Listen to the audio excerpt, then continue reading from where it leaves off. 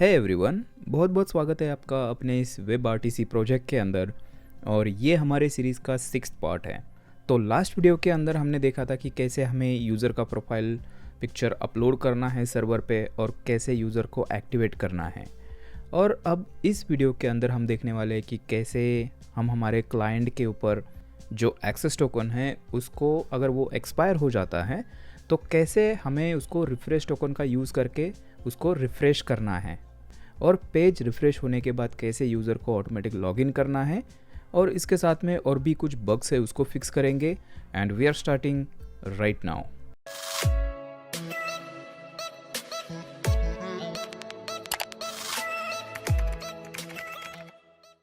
तो इसको स्टार्ट करने से पहले मैं कुछ लोगों को थैंक यू बोलना चाहूँगा जिन्होंने कमेंट करके मुझे बताया कि जो हमने इमेज अपलोड का जो किया था उसके अंदर हम जेपेग अगर इमेज है तो एरर आ रही है। तो ये वाला बग हम सबसे पहले फिक्स करने वाले हैं।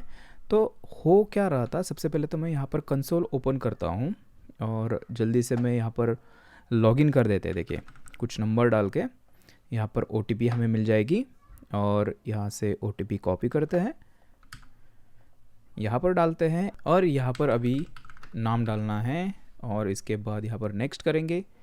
प्रॉब्लम ये हो रहा था कि यहाँ पर अगर हम PNG इमेज अपलोड नहीं करते थे और कोई इमेज जैसे कि JPEG फॉर्मेट होगा या फिर JPEG जो फॉर्मेट होता है या फिर और कोई फॉर्मेट है, तो हमारे सर्वर के ऊपर एरर आ रही थी और इसका रीज़न ये था। तो इसको समझने के लिए जल्दी से चलते हैं हमारे कोड के अंदर और हमें जाना है जो हमारा एक्टिवेट कंट्रोलर है। ठीक है, एक्टिवेट कंट्रोलर के अंदर अगर हम आते हैं तो यहाँ पर देखिए हम क्या कर रहे थे, जो हमारी बेस 64 जो स्ट्रिंग आ रही थी उसके अंदर से ये वाला जो पार्ट है इसको हम स्ट्रिप कर रहे थे। ठीक है, अभी प्रॉब्लम ये है, ये जो रिप्लेस फंक्शन है ये काम करेगी PNG फाइल्स के लिए। अगर कोई इमेज JPEG फॉर्मेट में है तो यहाँ पर image/JPEG रहेगा। ठीक है, अगर यहाँ पर JPEG आता है तो ये जो रिप्लेस का काम हम कर रहे थे ये काम हो ही नहीं रहा था और इसकी वजह से वो एरर आ रही थी। तो हमें यहाँ पर क्या करना है, यहाँ पर एक काम करना है। देखिए इस तरह से आपको ब्रैकेट्स लगाने हैं, ये एक नॉर्मल रेगुलर एक्सप्रेशन है। तो इसके अंदर हम क्या कर सकते हैं, पाइप डालेंगे यहाँ पर और यहाँ पर मेंशन करेंगे कि अगर इमेज PNG हो या फिर पाइप मतलब और, या फिर ये JPG हो या फिर एक JPEG फॉर्मेट भी होता है, तो इस तरह से लिखेंगे। तो अभी अगर हम PNG या फिर JPEG या फिर JPG इन फॉर्मेट में अगर यहाँ पर इमेज डालेंगे तो ये जो रिप्लेस फंक्शन हमारी है ये एकदम बराबर से काम करेगी और हमारी इमेज अपलोड होनी चाहिए। तो जल्दी से इसको टेस्ट करके देखते हैं। मैं यहाँ पर सेव करूँगा इसको और एक इमेज यहाँ से मैं सिलेक्ट कर देता हूँ जो हमारी JPEG इमेज होगी। तो देखिए यहाँ से मैंने एक थंबनेल उठा दिया और इसको करता हूँ नेक्स्ट। तो ये आप देख सकते हो यहाँ पर 200 हमें मिला है और कोई एरर नहीं आई है और हम यहाँ पर रिडायरेक्ट हो चुके हैं। ठीक है, तो ये छोटा सा फिक्स था हमारे इमेज अपलोड के लिए। तो आई होप जिन्होंने भी कमेंट किया था उनका ये डाउट क्लियर हुआ होगा। अभी जल्दी से इसको बंद कर देते हैं और अभी देखते हैं कि नेक्स्ट काम हमें क्या करना है। अगर हम हमारे एप्लीकेशन के अंदर आते हैं, देखिए अभी हम यहाँ पर लॉग्ड इन है, क्योंकि अगर हम हमारा स्टोर अगर देखेंगे तो देखिए ये स्टोर है, यहाँ पर स्टेट ऑथ के अंदर अगर देखें तो इज़ ऑथ ट्रू है और यूज़र की पूरी इन्फॉर्मेशन है जिसके अंदर एक्टिवेटेड ट्रू है। ठीक है, तो हम यहाँ पर लॉग्ड इन हैं। लेकिन अगर मैं यहाँ पर रिफ़्रेश करता हूँ पेज, तो ये जो स्टेट होता है रिडक्स का, ये बेसिकली रिफ़्रेश के बाद क्लियर हो जाता है। ठीक है, तो अगर हम रिफ़्रेश करते हैं तो ये हमारा पूरा स्टोर यहाँ पर क्लियर हो जाएगा डेटा और हम क्या हो जाएंगे, लॉग आउट हो जाएंगे। देखिए आपको करके दिखाता हूँ। यहाँ पर अगर मैं रिफ़्रेश करूँगा तो हम सीधा होम पेज के ऊपर रिडायरेक्ट हो चुके हैं। और यहाँ पर अगर मैं रूम्स डालने की कोशिश करूँगा तो वहाँ पर हम नहीं जा पाएंगे क्योंकि हम लॉग्ड इन नहीं हैं। तो अभी इसको हमें फ़िक्स करना है। अगर हम रिफ़्रेश करते हैं तो हम ऑटोमेटिक लॉगिन होने चाहिए। तो चलिए देखते हैं कि इसको कैसे करना है। लेकिन उससे पहले हमें यहाँ पर और एक फंक्शनलिटी ऐड करनी होगी और वो है हमारे टोकन को रिफ़्रेश करना। मतलब एक्सेस टोकन अगर एक्सपायर हो जाता है तो रिफ़्रेश टोकन की मदद से हमें क्या करना है, हमारे एक्सेस टोकन को रिफ़्रेश करना है, मतलब नया टोकन जनरेट करना है। ठीक है, तो वो सबसे पहले हमें करना होगा, और फिर हमारा जो पेज रिफ़्रेश के बाद जो हमें ऑटो लॉगिन करना है उसको हम करेंगे। तो सबसे पहले उसके लिए चलते हैं हमारे बैकएंड फ़ोल्डर के अंदर, और यहाँ पर जाना है हमें routes.js के अंदर, और यहाँ पर इसके नीचे आके एक राउटर बनाना है, हमें राउट बनाना है।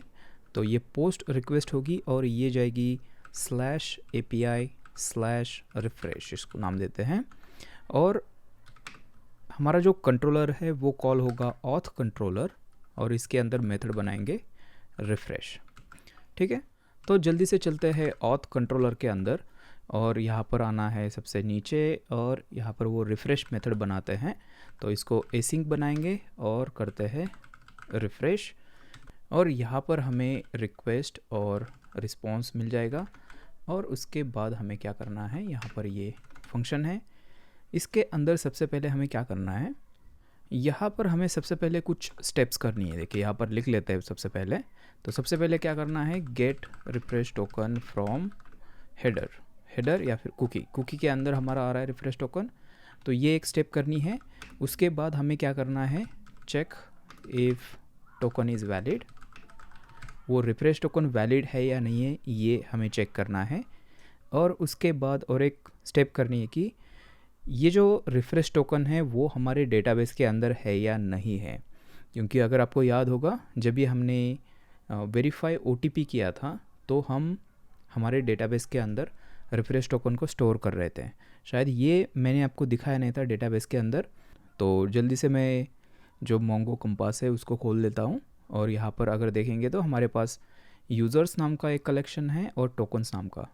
तो ये हमने बनाया था, इसके अंदर हम क्या कर रहे थे, रिफ्रेश टोकन और यूज़र ID उसके साथ एसोसिएट कर रहे थे। ठीक है, तो यहाँ पर डेटाबेस के अंदर ये टोकन है या नहीं है ये हम चेक करेंगे इसके अंदर, क्योंकि अगर हम किसी यूज़र ने अगर इसको रिवोक किया है, मतलब लॉग आउट करने के बाद हम इसको डिलीट करने वाले हैं, तो वो अगर डिलीट किया हुआ है तो हमें यहाँ पर मिलेगा नहीं। इसका मतलब टोकन वो ऑलरेडी रिवोक किया हुआ है और हमें यहाँ पर फिर रिफ़्रेश नहीं करना है। ठीक है, तो ये हम चेक करेंगे यहाँ पर, चेक, देखिए check if token is in database. ठीक है, उसके बाद हमें क्या करना है, नेक्स्ट स्टेप हमारी ये होगी कि हमें अगर सब कुछ ठीक है तो हमें एक नया टोकन जनरेट करना है। तो जनरेट न्यू टोकन्स, तो इसके अंदर दोनों टोकन्स हम जनरेट करेंगे, एक्सेस टोकन भी और नया रिफ्रेश टोकन। ठीक है, मतलब नया एक्सेस टोकन और नया रिफ्रेश टोकन। और फिर उसके बाद हमें क्या करना है, उन टोकन को हमें क्या करना है, कुकी के अंदर डालना है। ठीक है, और उसके बाद हमें क्या करना है, रिस्पॉन्स सेंड करना है यूज़र को। देखिए रिस्पॉन्स, ओके। तो ये सारी स्टेप्स हमें करनी है। तो सबसे पहले स्टार्ट करते हैं यहाँ से। सबसे पहले हमारे कुकी से हमें गेट करना है हमारा टोकन। तो उसके लिए हमें पता है हमें क्या करना है, सबसे पहले एक वेरिएबल बनाते हैं और यहाँ पर रिफ्रेश, देखिए रिफ्रेश टोकन, और ये हमें मिलेगा रेक, मतलब रिक्वेस्ट डॉट कुकीज़। ये हमने ऑलरेडी देखा है कि कुकीज़ के अंदर हमें कैसे टोकन मिल जाता है। तो यहाँ पर रिफ्रेश टोकन आ रहा है, और उसके बाद हमें क्या करना है, सबसे पहले देखिए ये तो गेट रिफ्रेश टोकन हमने कर दिया। अभी हमें चेक करना है कि हमारा टोकन वैलिड है या नहीं है। तो उसके लिए क्या करेंगे, सबसे पहले यहाँ पर ट्राई कैच लगाते हैं। देखिए ट्राई और कैच यहाँ पर लगाएंगे, क्योंकि अगर टोकन वैलिड नहीं है तो कैच ब्लॉक के अंदर हमारा ये आ जाएगा।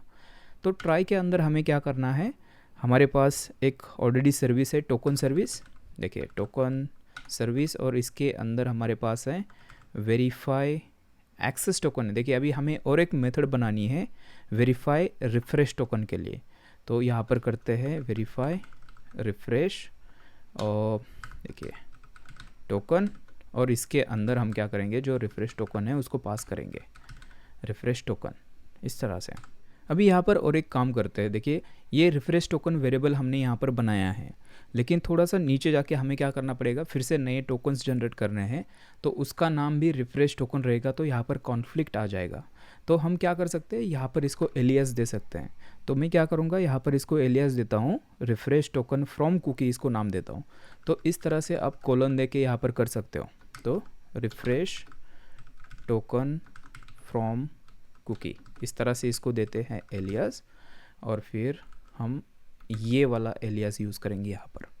और यहाँ पर ये जो मेथड होगी ये एसिंक होगी, तो यहाँ पर अवेट यूज़ करेंगे। और इसके अंदर अगर सब कुछ ठीक है तो हमें यूज़र डेटा हमारे रिफ्रेश टोकन के अंदर से भी मिलेगा। तो यहाँ पर क्या करते हैं, एक वेरिएबल बनाते हैं यूज़र डेटा, और यहाँ पर इसको असाइन करते हैं यूज़र डेटा, इस तरह से। ठीक है, अभी हमें ये जो मेथड है ये हमें बनानी है हमारे टोकन सर्विस के अंदर। तो चलते हैं टोकन सर्विस के अंदर, और यहाँ पर करते हैं, देखिए यहाँ पर करते हैं एसिंक, और ये रहेगी हमारी वेरीफाई रिफ्रेश टोकन, इसी नाम से हमने वहाँ पर कॉल किया इसको। और इसके अंदर हमें रिफ्रेश टोकन रिसीव होने वाला है, वहाँ से पास करने वाले हम। ठीक है, अभी देखते हैं कि इसको यहाँ पर वेरीफाई कैसे करना है। बहुत ही सिंपल है, सेम यही टेक्निक हमें यूज़ करनी है। यहाँ पर मैं इसको पेस्ट करता हूँ, और ये जो टोकन है इसकी जगह अभी रिफ्रेश टोकन पास करेंगे। और यहाँ पर एक्सेस टोकन सीक्रेट नहीं, हमें रिफ्रेश टोकन सीक्रेट देना है। रिफ्रेश टोकन सीक्रेट, यहाँ पर अगर देखेंगे तो हमारे पास रिफ्रेश टोकन सीक्रेट है। देखिए, रिफ्रेश टोकन को अगर वेरीफाई करना है तो हमें रिफ्रेश टोकन वेरीफाई सीक्रेट इसको पास करना है। ठीक है, हमारी मेथड रेडी है, यहाँ से हम रिटर्न कर रहे हैं जो भी रिज़ल्ट आ रहा है, तो वो हम यहाँ पर गेट कर रहे हैं। देखिए, इसके अंदर आ जाएगा। अगर टोकन इनवैलिड है तो कैच के अंदर हमें इसको हैंडल करना होगा। तो यहाँ पर अगर टोकन इनवैलिड है तो यहाँ पर सिंपली मैं क्या करूँगा, रिटर्न रिस्पॉन्स, और यहाँ पर स्टेटस सेट करते हैं, स्टेटस करते हैं 401। ठीक है, 401, ओप्स 401। और इसके बाद हमें क्या करना है, यहाँ पर करना है जेसन मैसेज भेजते हैं, और मैसेज के अंदर लिखेंगे इनवैलिड टोकन। ठीक है, इनवैलिड टोकन। ओके, तो ये हमने हैंडल कर दिया। अभी यहाँ पर आते हैं, अगर यूज़र डेटा हमें मिल जाता है तो हमें क्या करना है, या फिर अभी ये स्टेप हमारी हो चुकी है। अभी यहाँ पर आते हैं, check if token is in DB. ठीक है, तो उसके लिए हमें क्या करना पड़ेगा, हमारे पास रिफ्रेश मॉडल ऑलरेडी है, ये रिफ्रेश मॉडल है जो हमने बनाया था, तो उसका यूज़ करके हम हमारे डेटाबेस के अंदर चेक करेंगे। लेकिन ये जो चेक करने का काम है ये हम क्या करेंगे, इसको डेलीगेट करेंगे हमारे टोकन सर्विस को। देखिए, हमारे पास सर्विसेज के अंदर टोकन सर्विस है, यहाँ पर मैं इसको एक काम देते हैं। देखिए, हमने इसको स्टोर करने का काम दिया था, इसी तरह से हम यहाँ पर इसको काम देते हैं जो हमारा डेटाबेस के अंदर टोकन है इसको फाइंड करने का। ठीक है, तो इसको नाम देते हैं फाइंड रिफ्रेश टोकन, और यहाँ पर इस तरह से इसके अंदर मैं क्या करूँगा, यूज़र आईडी रिसीव करूँगा, और इसके बाद हमें क्या करना है, टोकन रिसीव करना है, रिफ्रेश टोकन। ठीक है, रिफ्रेश टोकन, और यहाँ पर इसको भी एसिंक बना देते हैं। और यहाँ पर सिंपली क्या करेंगे, इसको चेक करते हैं। तो सबसे पहले ट्राई कैच यहाँ पर यूज़ करेंगे, या फिर ट्राई कैच हम वहाँ पर यूज़ करेंगे जहाँ पर हम इसको कॉल कर रहे हैं हमारे कंट्रोलर के अंदर। यहाँ पर सिंपली हम क्या करेंगे, डेटाबेस क्वेरी करेंगे। तो उसके लिए सबसे पहले तो यहाँ पर टोकन इस तरह से वेरिएबल बनाते हैं अवेट, और इसके बाद हमारे पास रिफ्रेश मॉडल है, रिफ्रेश मॉडल डॉट, और इसके ऊपर हमें करना है, देखिए रिफ्रेश मॉडल, ये हमारा रिफ्रेश मॉडल, हाँ ये रहा रिफ्रेश मॉडल। और एक मिनट देख लेते हैं, रिफ्रेश मॉडल को हमने छोटा बनाया था, हाँ ठीक है कोई बात नहीं, इसको कैपिटल आर रखोगे तो ये अच्छा होगा क्योंकि ये मॉडल है। अभी यहाँ पर हमें क्या करना है, फाइंड वन मेथड कॉल करनी है मोंगोस की, और इसके अंदर हमें क्या करना है, सबसे पहले मैं चेक करूँगा इफ़ अंडरस्कोर आईडी, ये अगर बराबर है हमारे इस आईडी से जो हम यहाँ से पास कर रहे हैं, देखें ये वाली, और इसी के साथ में हमें टोकन भी चेक करना है। तो यहाँ पर चेक करेंगे, देखिए token is equal to refresh token, ठीक है, जो हमें रिसीव हो रहा है हमारे मेथड के अंदर से, ये वाला देखिए यहाँ पर डाल देता हूँ मैं, और बाय द वे ये डेटाबेस के अंदर देखेंगे तो यहाँ पर देखिए क्या हम चेक कर रहे हैं, आपको दिखाता हूँ। यहाँ पर देखिए ये टोकन फील्ड हम चेक कर रहे हैं और आईडी, अगर ये दोनों मैच हो जाती है इसका मतलब हमारा टोकन हमारे डेटाबेस के अंदर है और वो वैलिड टोकन है। और एक काम करते हैं, यहाँ पर टोकन हमें इस तरह से करने की ज़रूरत नहीं, सीधा यहाँ से रिटर्न करेंगे इसको। तो इसका जो रिज़ल्ट है हम वहाँ पर चेक करेंगे जहाँ पर इसको कॉल कर रहे हैं। देखिए यहाँ पर कॉल करेंगे, सबसे पहले तो हमारी जो सर्विस है token service dot find refresh token, और इसके अंदर दो चीज़ें हमें पास करनी है, एक यूज़र आईडी, तो वो हम पास करेंगे यूज़र डेटा के अंदर से, हमारे टोकन के अंदर से वो मिलेगी, तो user dot data underscore ID, और जो टोकन है हमारा ये खुद token refresh token from cookie. ठीक है, दोनों को यहाँ पर पास कर दिया।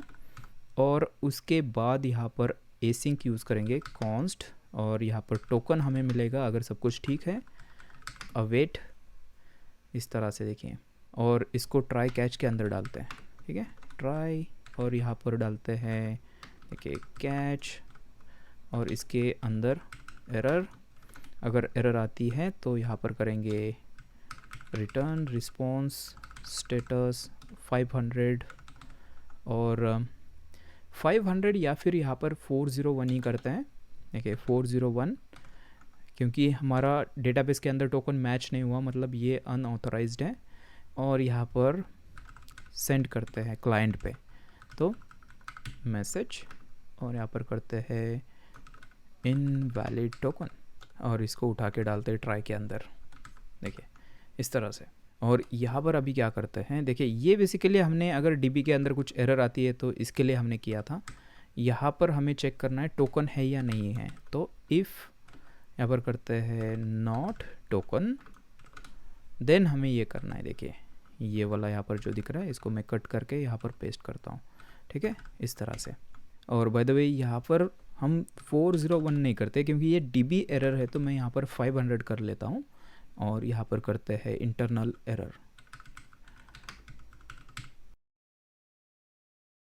देखिए यहाँ पर और एक चीज़ चेक करनी है जो हमने यहाँ पर मेंशन नहीं की, check user, check if valid user होगा ये, क्योंकि अगर एक्सेस टोकन के अंदर रिफ्रेश टोकन के अंदर जो यूज़र है वो अगर हमारे डेटाबेस के अंदर नहीं है तो वो भी एक बार कंफर्म करते हैं यहाँ पर। तो उसके लिए क्या करेंगे, यहाँ पर कॉन्स्ट मैं बनाता हूँ यूज़र, और यहाँ पर हमारे पास यूज़र सर्विस है, यूज़र सर्विस, उसके अंदर है फाइंड यूज़र, इसको कॉल करेंगे। इसके अंदर हमें फ़िल्टर पास करना होता है, तो मैं बोलूँगा अगर आईडी हमारे यूज़र डेटा डॉट आईडी के बराबर है, देखिए इस तरह से, और यहाँ पर हमें यूज़ करना है अवेट, देखिए अवेट, और यहाँ पर हमें यूज़र रिसीव हो जाएगा, है ना, जिस यूज़र ने ये रिक्वेस्ट की है, कौन सी वाली, ये रिफ़्रेश करने की। और यहाँ पर चेक करेंगे इफ़ नॉट यूज़र, तो हम क्या करेंगे, यहाँ से भी फिर से देखिए ऐसे कर लेते हैं, और यहाँ पर कुछ स्टेटस डालते हैं। देखिए 404 डालते हैं इस बार, और यहाँ पर करते हैं नो यूज़र, इस तरह से। ठीक है, तो यूज़र भी हमने यहाँ पर चेक कर लिया। अभी इसके बाद जो हमारा नेक्स्ट काम है वो है जनरेट न्यू टोकन्स।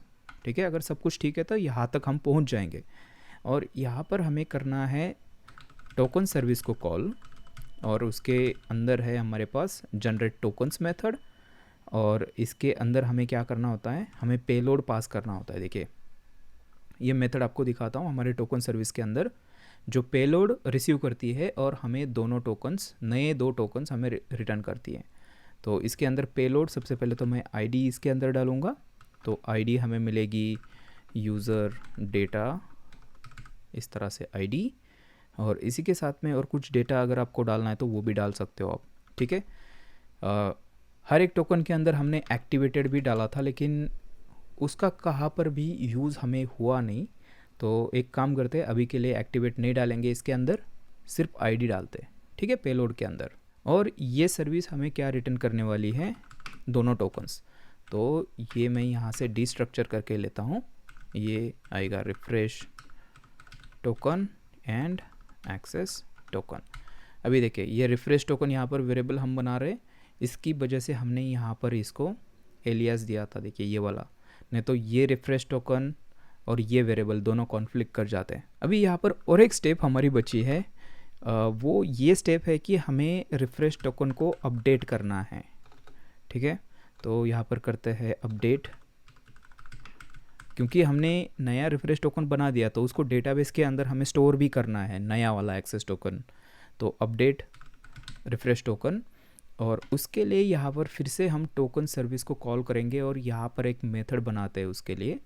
तो ये मेथड बनाते हैं async update refresh token, update refresh token, और इसके अंदर हम टोकन पास करेंगे। देखिए टोकन और यूज़र हमें चाहिए, क्योंकि टोकन डॉक्यूमेंट के अंदर हमारे पास दो फील्ड्स है, टोकन और यूज़र आईडी।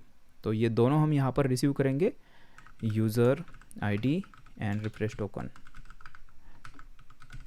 ओके, और यहाँ पर सिंपली हमें क्या करना है, यहाँ पर हमें कॉल करना है रिफ्रेश मॉडल को।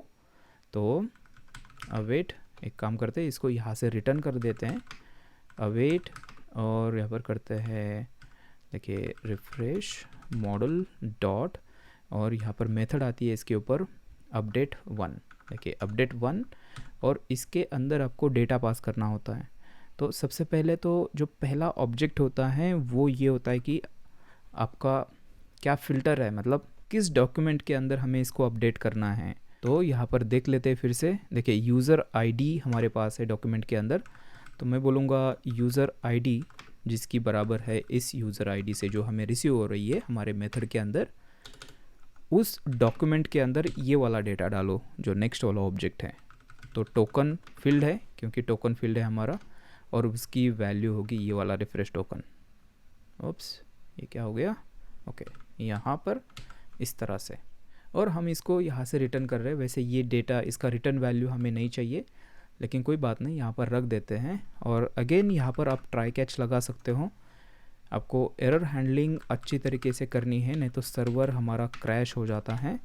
तो यहाँ पर ट्राई लगा के हम क्या करेंगे, अभी token service dot update refresh token, और यहाँ पर हमें जो रिफ्रेश टोकन हमने अभी अभी बनाया है उसको पास करना है। देखिए ये वाला देखिए ये, और इसको अवेट लगाना है, क्योंकि हमारी जो मेथड है वो हमने एसिंक बनाई है। यहाँ पर देखिए ये एसिंक बनाई है, तो अवेट लगाते हैं इसके ऊपर। और अगर कुछ एरर आती है तो मैं क्या करूँगा, यहाँ से ये 500 वाली उठाता हूँ और यहाँ पर डाल देता हूँ। अभी ये हुआ, उसके बाद हमें ये जो हमारे टोकन्स है उसको हमें कुकी के अंदर डालना है। तो उसके लिए हमारे पास ऑलरेडी कोड है, तो मैं क्या करूँगा, ये जो लाइन्स है ये सारी कॉपी करूँगा यहाँ से, और आते हैं यहाँ पर इस तरह से मैं पेस्ट करूँगा। देखिए यहाँ पर रिफ़्रेश टोकन हम डाल रहे हैं, रिफ़्रेश टोकन जो वैल्यू है यहाँ से हमें नया हमारा, सॉरी ये रहा रिफ़्रेश टोकन और एक्सेस टोकन इसी के साथ में, ठीक है। और इसके बाद में हम क्या कर रहे हैं, यहाँ पर रिस्पॉन्स भेज रहे हैं, देखिए हमारे क्लाइंट के ऊपर। तो ये रहा ये रिस्पॉन्स हमारा। हम क्या कर रहे हैं, रिस्पॉन्स के अंदर फिर से यूज़र और ऑथ ट्रू हम भेज रहे हैं यहाँ से, जो हर एक रिस्पॉन्स के अंदर हम नॉर्मली भेज रहे हैं ये वाला डेटा, ठीक है। और यूज़र डिटिओ हमने हमारे यूज़र को ट्रांसफॉर्म करने के लिए यूज़ किया है। अभी ये जो यूज़र है ये हमें मिलेगा नहीं, क्योंकि उसका रीज़न ये है, हाँ ये मिलेगा क्योंकि यहाँ पर ट्राई कैच हमने नहीं डाला है। अगर ट्राई कैच हम डालते थे तो हमें लेट यूज़र करके ट्राई के बाहर हमें ये वेरिएबल रखना पड़ता था, लेकिन यहाँ पर ट्राई कैच हमने लगाया नहीं, तो वो यूज़र हमें यहाँ पर मिलेगा, कोई इशू नहीं है, ठीक है। अभी सेव करते हैं। हमारा जो देखिए ये मेथड है हमारी कंप्लीट हो चुकी है, और अभी हमें इसको कॉल करना है हमारे फ्रंट एंड से। लेकिन उससे पहले हमें क्या करना होगा, यहाँ पर आते हैं, हमें यहाँ पर सिनारियो क्रिएट करना होगा कि अगर हमारा एक्सेस टोकन एक्सपायर हो जाता है तो हमें कैसे इसको रिफ़्रेश करना है ये एंड पॉइंट यूज़ करके। तो उसके लिए मैं क्या करूँगा, यहाँ पर सबसे पहले चलते मैं लॉगिन कर लेता हूँ जल्दी से, ठीक है। और ये OTP मुझे मिल जाएगी यहाँ पर, देखिए ये OTP है, डाल दिए। यहाँ पर नाम डाल देते हैं, और इसके बाद इमेज डाल देता हूँ जल्दी से, देखिए ये इमेज डाल देते हैं, और यहाँ पर करते हैं नेक्स्ट। तो हम लॉगिन हो चुके हैं /rooms के ऊपर, ठीक है। अभी हमारे पास एक्सेस टोकन है और रिफ्रेश टोकन है। अगर एप्लीकेशन के अंदर देखेंगे तो यहाँ पर देखिए, ये एक कुकी मैं निकाल देता हूँ, ये दूसरे साइड की है। देखिए यहाँ पर एक्सेस टोकन है, रिफ्रेश टोकन है। तो मुझे यहाँ पर क्या करना होगा, बैकएंड के ऊपर हमें जाना है और सबसे पहले तो एक्सेस टोकन का जो टाइम है उसको कम करना है, तभी तो हम इसको टेस्ट कर पाएंगे। तो सीन ये है कि अगर एक्सेस टोकन हमारा एक्सपायर हो जाता है तो सर्वर हमें क्या करेगा, 401 हमारा रिस्पॉन्स हमें मिल जाएगा। देखिए आपको एक जगह पर दिखाता हूँ। यहाँ पर अगर हम देखेंगे, सबसे पहले तो मैं आपको मिडल वेयर दिखाता हूँ। देखिए राउट्स के अंदर देखेंगे तो यहाँ पर हमारे पास ये ऑथ मिडल वेयर जो लगा हुआ है, ठीक है। तो ये ऑथ मिडल वेयर बेसिकली क्या कर रहा है, अगर इसके अंदर देखेंगे तो यहाँ पर एक्सेस टोकन को गेट कर रहा है और चेक कर रहा है एक्सेस टोकन वैलिड है या नहीं है। अगर एक्सेस टोकन इनवैलिड है तो वो क्या कर रहा है, यहाँ से 401 हमारे क्लाइंट पे भेज रहा है और आगे रिक्वेस्ट हमारी प्रोसीड नहीं कर रहा है, ठीक है। तो अभी क्लाइंट पे हम क्या करेंगे, हमें रिक्वेस्ट तो करनी है लेकिन हमारा एक्सेस टोकन एक्सपायर हुआ है, तो फिर क्या करेंगे, यूज़र तो लॉग आउट हो जाएगा फिर। लेकिन हमें क्या करना है, यूज़र एक्सपीरियंस बढ़ाना है, अच्छा करना है इसको।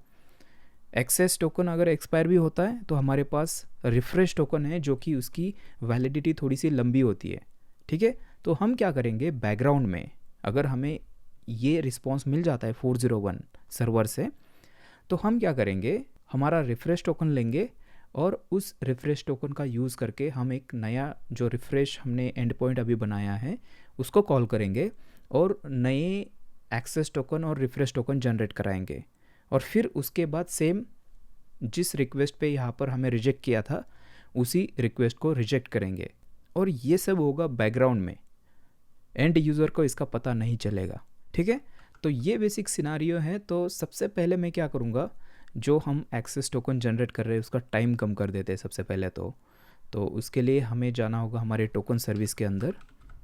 देखिए टोकन सर्विस, और यहाँ पर जहाँ पर हम जनरेट कर रहे हैं, देखिए ये एक्सेस टोकन 1 आवर का कर रहे हैं हम यहाँ पर, और यहाँ पर ये रिफ्रेश टोकन 1 ईयर का है, ठीक है।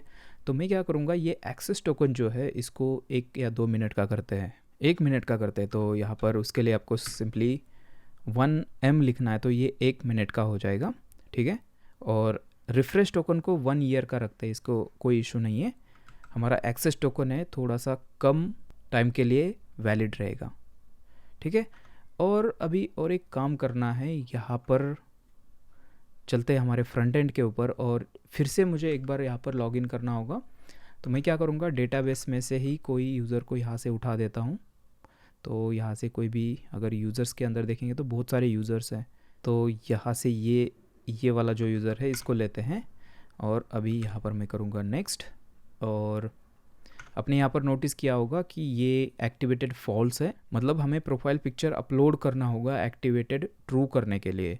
और एक्टिवेट करने का जो हमारा एंड पॉइंट है बैक एंड के ऊपर, उसके ऊपर ये मिडलवेयर लगा हुआ है जहाँ पर हमारा एक्सेस टोकन चेक हो रहा है। देखिए ये एक्टिवेट, ये ऑथ मिडलवेयर चेक कर रहा है। अगर हमारे पास वैलिड टोकन नहीं है तो हम हमारा प्रोफाइल पिक्चर अपलोड नहीं कर पाएंगे। तो हम क्या करने वाले हैं, हम यूज़र को रजिस्टर करेंगे और फिर हमें एक्सेस टोकन और रिफ्रेश टोकन मिलेगा।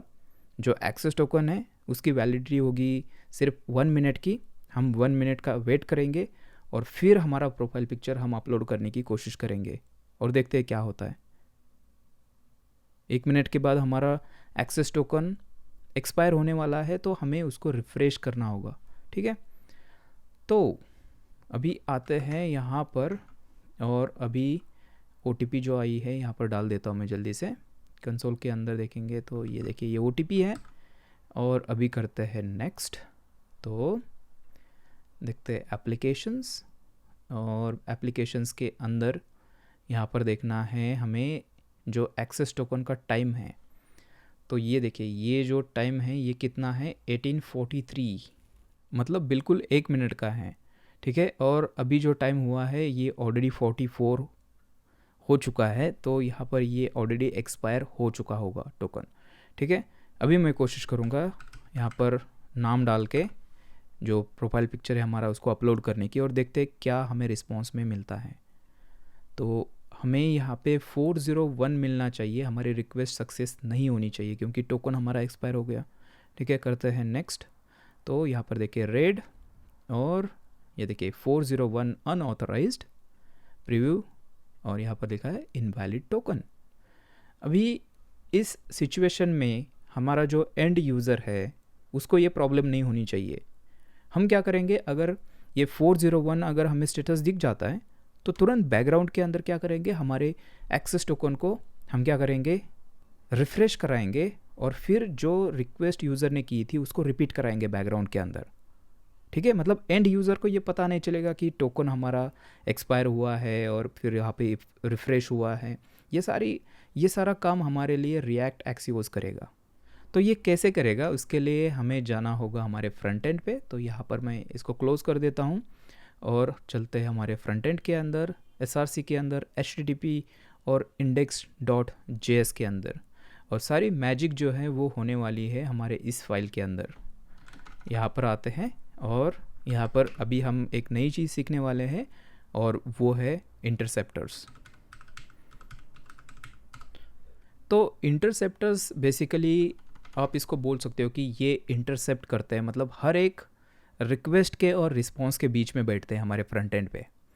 तो अगर हम चाहे तो हर एक रिक्वेस्ट को हम चेक कर सकते हैं और हर एक रिस्पॉन्स को भी हम चेक कर सकते हैं यहाँ पर कुछ लॉजिक लगा के। तो सबसे पहले हमें रिक्वेस्ट के साथ में यहाँ पर कुछ नहीं करना है, हमें क्या करना है, रिस्पॉन्स को चेक करना है, क्योंकि अगर रिस्पॉन्स 401 आता है तो हमें टोकन हमारा रिफ़्रेश कराना है।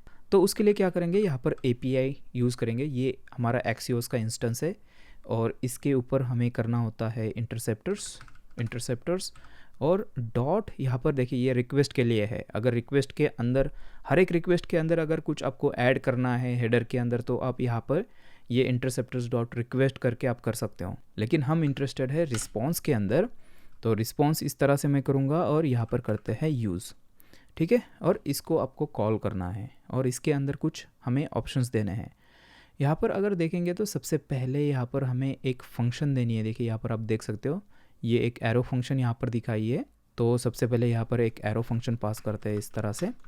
ठीक है, ये एक पैरामीटर हो गया इसका, और इसका जो सेकेंड पैरामीटर है वो भी एक फंक्शन होगी और वो होगी एरर के लिए।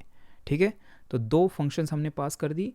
यहाँ पर जो पहली फंक्शन है ये हमें देगी कॉन्फ़िग मतलब वो पूरी इन्फॉर्मेशन हमारे रिस्पॉन्स के बारे में, और उसके अंदर रिक्वेस्ट के बारे में भी होगा, क्योंकि कौन से एंड पॉइंट पे हमने रिक्वेस्ट की थी तभी तो ये हमें रिस्पॉन्स आया था, और सारी इन्फॉर्मेशन है ये हमें चाहिए, क्योंकि हमें जो हमारा रिक्वेस्ट है, हमें ये देखिए ये वाली रिक्वेस्ट हमें इसको रिपीट करना है। अगर 401 आता है तो उसके लिए हमें कॉन्फ़िग ये ऑब्जेक्ट चाहिए।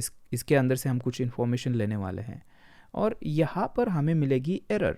ठीक है, जो भी एरर हमें मिल रही है वो आपको यहाँ पर मिलेगी। तो यहाँ पर कॉन्फ़िग के अंदर फ़िलहाल के लिए मैं सिंपली कॉन्फ़िग को रिटर्न करूँगा, इसके साथ में अभी कुछ नहीं करने वाले हम। ठीक है, कॉन्फ़िग को मैंने यहाँ से रिटर्न कर दिया। सारा काम हम करने वाले हमारे एरर के अंदर, और एरर के अंदर सबसे पहले क्या करेंगे, देखिए सबसे पहले जो ओरिजिनल रिक्वेस्ट है उसको हम स्टोर करके रखेंगे एक वेरिएबल के अंदर, क्योंकि यहाँ से और एक दूसरी रिक्वेस्ट भी जाने वाली है। तो जो पहली वाली एरर है जो हमें रिपीट करनी है टोकन रिफ़्रेश होने के बाद, उसको कुछ नहीं होना चाहिए, तो उसको हम सबसे पहले तो स्टोर करके रखेंगे। तो कॉन्स्ट, और इसको नाम देते हैं ओरिजिनल एरर नहीं रिक्वेस्ट। देखिए, और ये हमें मिलेगी यहाँ से एरर डॉट कॉन्फ़िग। ठीक है, ये ओरिजिनल रिक्वेस्ट होगी, जो भी रिक्वेस्ट हम यहाँ से करना चाह रहे थे, ये एक्टिवेट वाली, ये आपको यहाँ पर मिल जाएगी। और उसके बाद अभी यहाँ पर चेक करेंगे इफ़, देखिए इफ़, और यहाँ पर क्या चेक करना है हमें, देखिए यहाँ पर सबसे पहले आते हैं और देखते हैं कि एरर डॉट रिस्पॉन्स, इसके ऊपर रिस्पॉन्स हमें मिलेगा error dot response dot status check करेंगे रिक्वेस्ट का, अगर वो है 401। देखिए ये रीज़न था हमने हमारे सर्वर से 401 क्यों रिटर्न किया था, क्योंकि हमें यहाँ पर चेक करना है 401 मतलब हमारा टोकन एक्सपायर्ड। और इसी के साथ में और एक चीज़ कंफर्म करेंगे कि हमारे एरर के अंदर कॉन्फ़िग ऑब्जेक्ट है या नहीं है। ओके, रिस्क नहीं लेंगे, तो यहाँ पर चेक करेंगे एरर डॉट कॉन्फिग, अगर ये भी है और इसके साथ में ओके यहाँ पर 401 क्या हो गया 401 इस तरह से। और यहाँ पर और एक चीज़ हमें चेक करनी है, वो ये है कि एरर डॉट कॉन्फिग, देखिए error dot config dot is retry. अभी ये क्या है, ये मैं आपको थोड़ी देर में मतलब आपको समझ में आ जाएगा कि ये हमने क्यों किया था।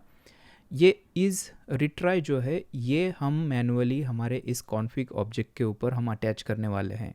इसको बेसिकली हम ट्रू करने वाले हैं जब भी हम टोकन रिफ्रेश करने जाएंगे। ये क्यों करना है, क्योंकि होगा क्या, देखिए सबसे पहले लिखता हूँ और फिर आपको ये समझाता हूँ कि ये हमने क्यों किया है। यहाँ पर सिंपली हम चेक कर रहे हैं कि ये रिट्राई तो नहीं है। अभी टोकन एक बार हम रिफ्रेश करेंगे, अगर सर्वर से फिर से 401 आता है उसी रिक्वेस्ट के अंदर, इसका मतलब जो हमारा रिफ्रेश टोकन है वो भी एक्सपायर हो चुका है।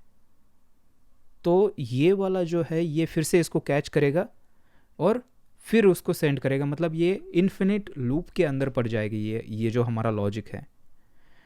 इसके लिए हम क्या करेंगे, यहाँ पर इज़ रिट्राई जो है ये सबसे पहले तो यहाँ पर अनडिफाइन होगा और फिर यहाँ पर इफ़ के अंदर आके हम क्या करेंगे, सबसे पहले यहाँ पर करेंगे original request dot is retry, देखिए इज़ रिट्राई ट्रू, मतलब देखिए ट्रू, मतलब जब भी सेकेंड टाइम ये फिर से उसको रिफ़्रेश करने की कोशिश करेगा तो यहाँ पर ये फॉल्स हो जाएगा और फिर हम लूप के अंदर नहीं जाएंगे। ठीक है, तो बेसिकली इसके लिए हमने इज़ रिट्राई को यहाँ पर ट्रू किया हुआ है। और बाय द वे ये एरर डॉट कॉन्फिग जो है ये बेसिकली ऑब्जेक्ट ये वाला है हमारी रिक्वेस्ट, क्योंकि यहाँ पर आप देख सकते हो। और बाय द वे यहाँ पर एरर डॉट कॉन्फिग लिखने की भी ज़रूरत नहीं है, आप यहाँ पर इस तरह से कर सकते हो, देखिए ये और यहाँ पर ये। और इसके बाद अभी क्या करेंगे, यहाँ पर ट्राई कैच लगाएंगे, ट्राई और कैच,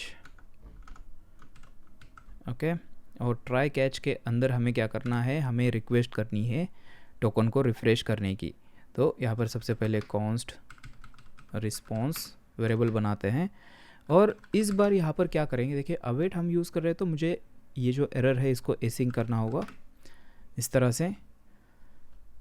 यहाँ पर हम एक्सियोस का यूज़ करेंगे, ये एपीआई इंस्टेंस का यूज़ नहीं करेंगे, ये भी एक्सियोस का इंस्टेंस है लेकिन हम क्या करेंगे जो नॉर्मल एक्सियोस है उसको यूज़ करेंगे। ठीक है, अगर उसको यूज़ नहीं करेंगे तो फिर हमारी जो ओरिजिनल रिक्वेस्ट वगैरह है ये सब चला जाएगा यहाँ से, क्योंकि सेम इंस्टेंस को यूज़ करेगा। तो हम यहाँ पर एक्सियोस यूज़ करेंगे और यहाँ पर करते हैं गेट रिक्वेस्ट। गेट या पोस्ट एक बार कंफर्म कर लेते हैं हमने क्या यहाँ पर बनाई है हमारे बैकएंड के ऊपर। आई थिंक पोस्ट हमने बनाई है इसको, हाँ ये पोस्ट है। ओके, मुझे लगता है ये पोस्ट इसको करने की ज़रूरत भी नहीं क्योंकि कुछ डेटा हम सेंड नहीं कर रहे इसके अंदर, तो मैं गेट रिक्वेस्ट यहाँ पर रखूँगा। और यहाँ पर अभी सबसे पहले तो हमें यूआरएल देना है, इस तरह से करके यहाँ पर नहीं चलेगा। ठीक है, यहाँ पर कंप्लीट यूआरएल हमें देना होगा क्योंकि हम एक्सियोस इंस्टेंस के थ्रू ये कॉल नहीं कर रहे हैं।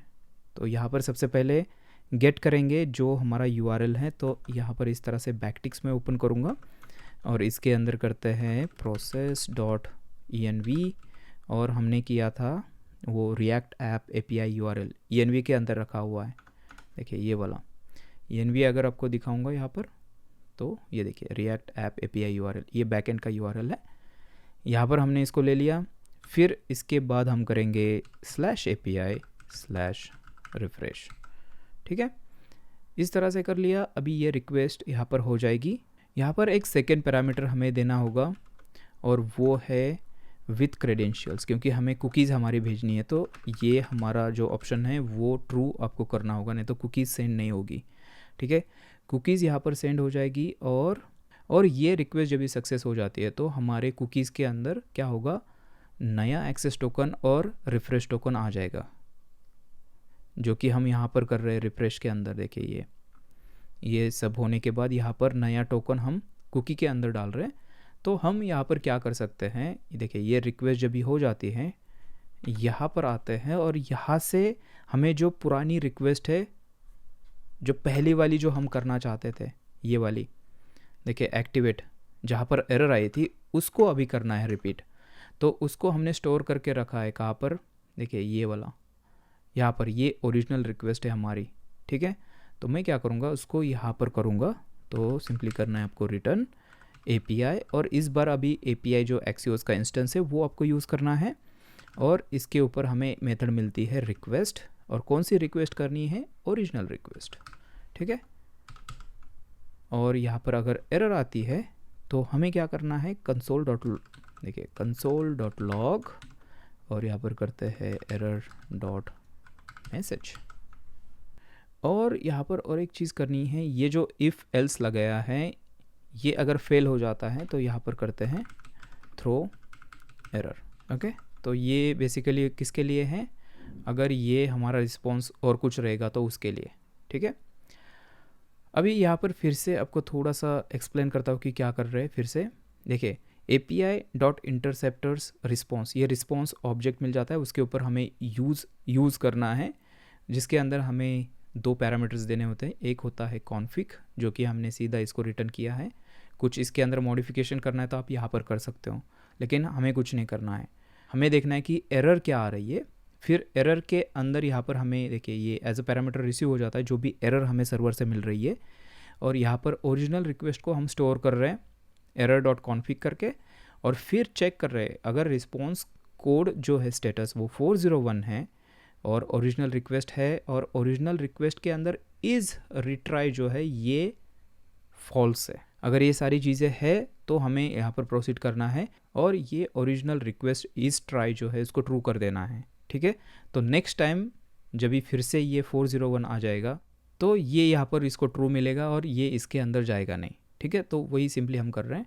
अभी ये रिस्पॉन्स यहाँ पर यूज़ नहीं हो रहा है तो इसको मैं निकाल देता हूँ, ठीक है। इस तरह से बस करना है हमें। फिर हम क्या कर रहे हैं, हमारा रिफ्रेश जो एंड पॉइंट है उसको कॉल कर रहे हैं, उसके साथ में कुकीज़ हम सेंड कर रहे हैं। तो ये जाएगा हमारे सर्वर पे, वहाँ पर चेक करेगा टोकन, जो रिफ्रेश टोकन है वो अगर वैलिड है तो नए टोकन जो है वो जनरेट हो जाएंगे।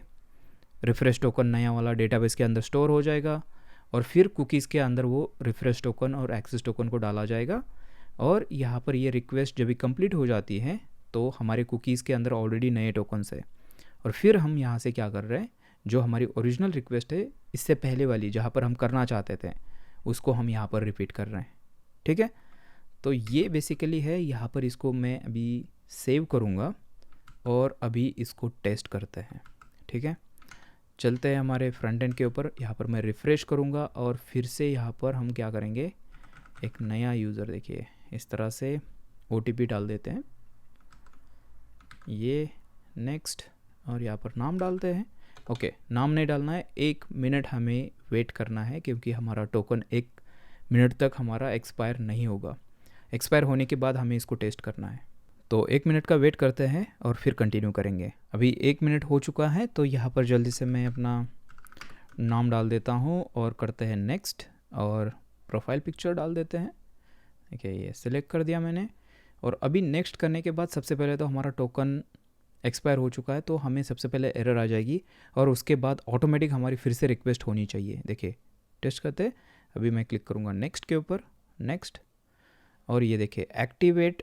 देखिए जैसे ही हमारी ये 401 आ गया तो रिफ़्रेश वाला जो है वो फिर से हमारा हो गया, लेकिन 401 यहाँ पर आया है रिफ़्रेश के टाइम, तो कुछ तो गड़बड़ यहाँ पर है, तो वो हमें सबसे पहले फिक्स करना होगा। यहाँ पर देखते हैं इनवैलिड टोकन ये बता रहा है, तो ये क्यों हुआ, इसका मतलब रिफ़्रेश के अंदर हमारा कुछ तो इशू है। ऑलराइट, तो लंबा सा डिबग करने के बाद यहाँ पर पता चला कि कुछ मिस्टेक्स हमने की थी। तो जल्दी से आपको दिखाता हूँ कि क्या क्या मिस्टेक्स थी हमारे कोड के अंदर। तो सबसे पहली मिस्टेक ये है कि यहाँ पर टोकन सर्विस के अंदर जो हम फाइंड रिफ़्रेश टोकन कर रहे थे, और यहाँ पर जो फ़िल्टर हमने लगाया है वो token is equal to refresh token, ये ठीक है, लेकिन आईडी ये फील्ड ठीक नहीं है क्योंकि हमारा डेटाबेस के अंदर फील्ड जो है वो है यूज़र आईडी।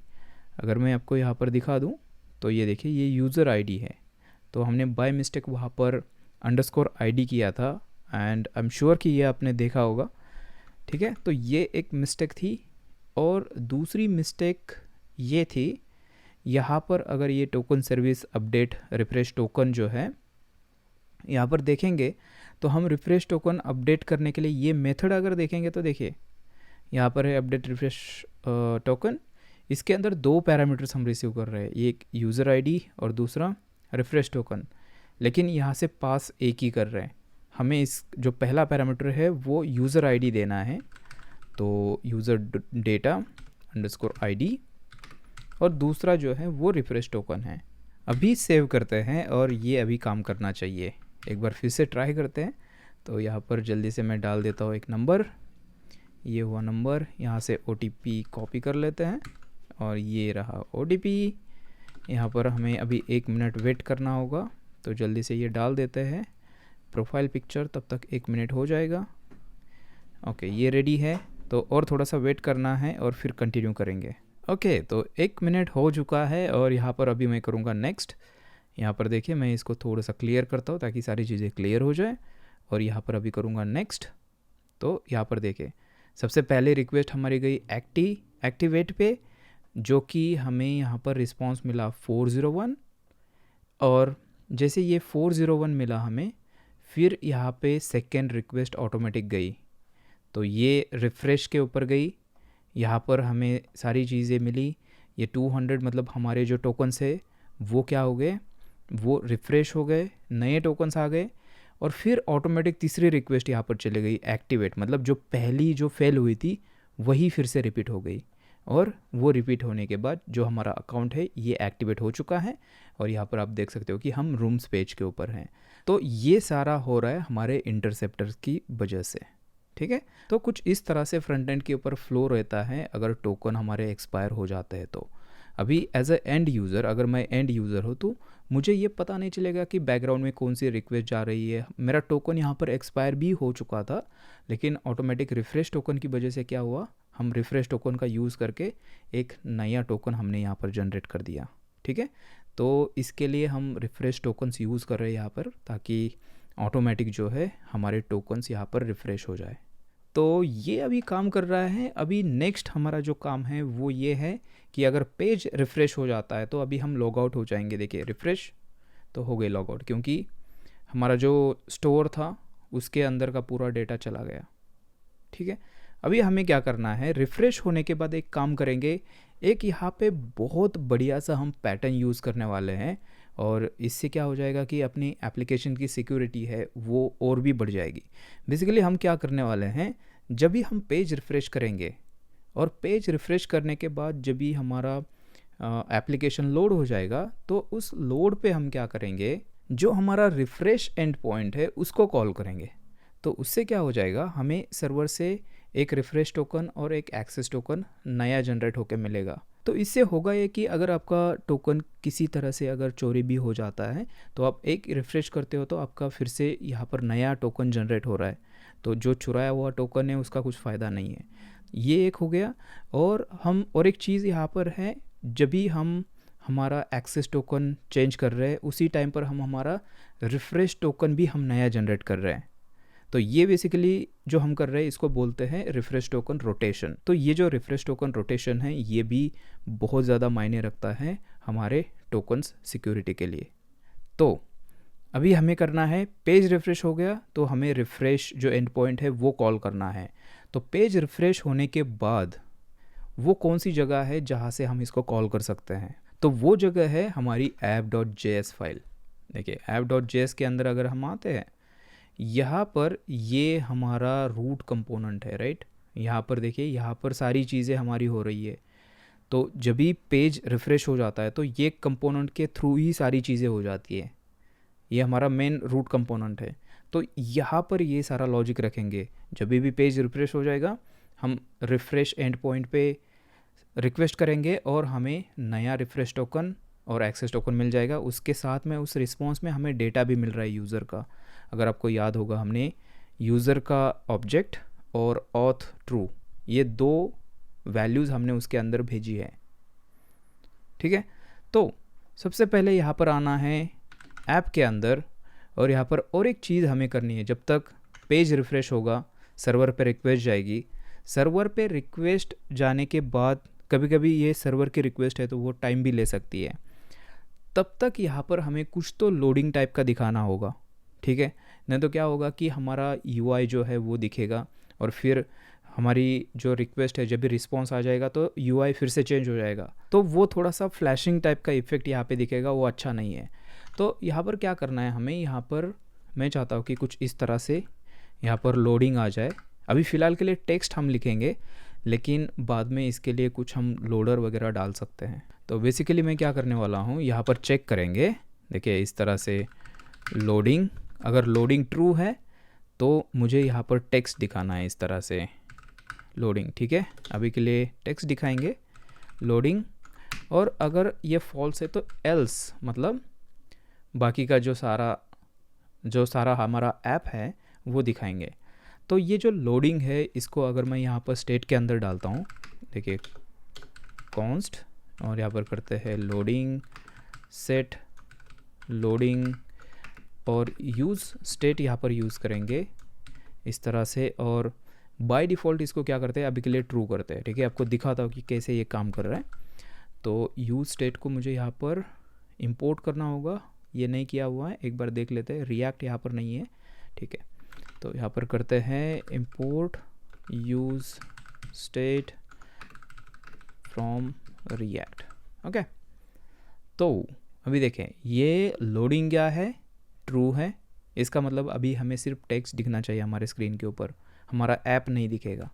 देखिए सेव करके एक बार चलते हैं, रिफ्रेश, तो यहाँ पर देखिए लोडिंग आपको दिखेगा, ओके, ये लोडिंग है।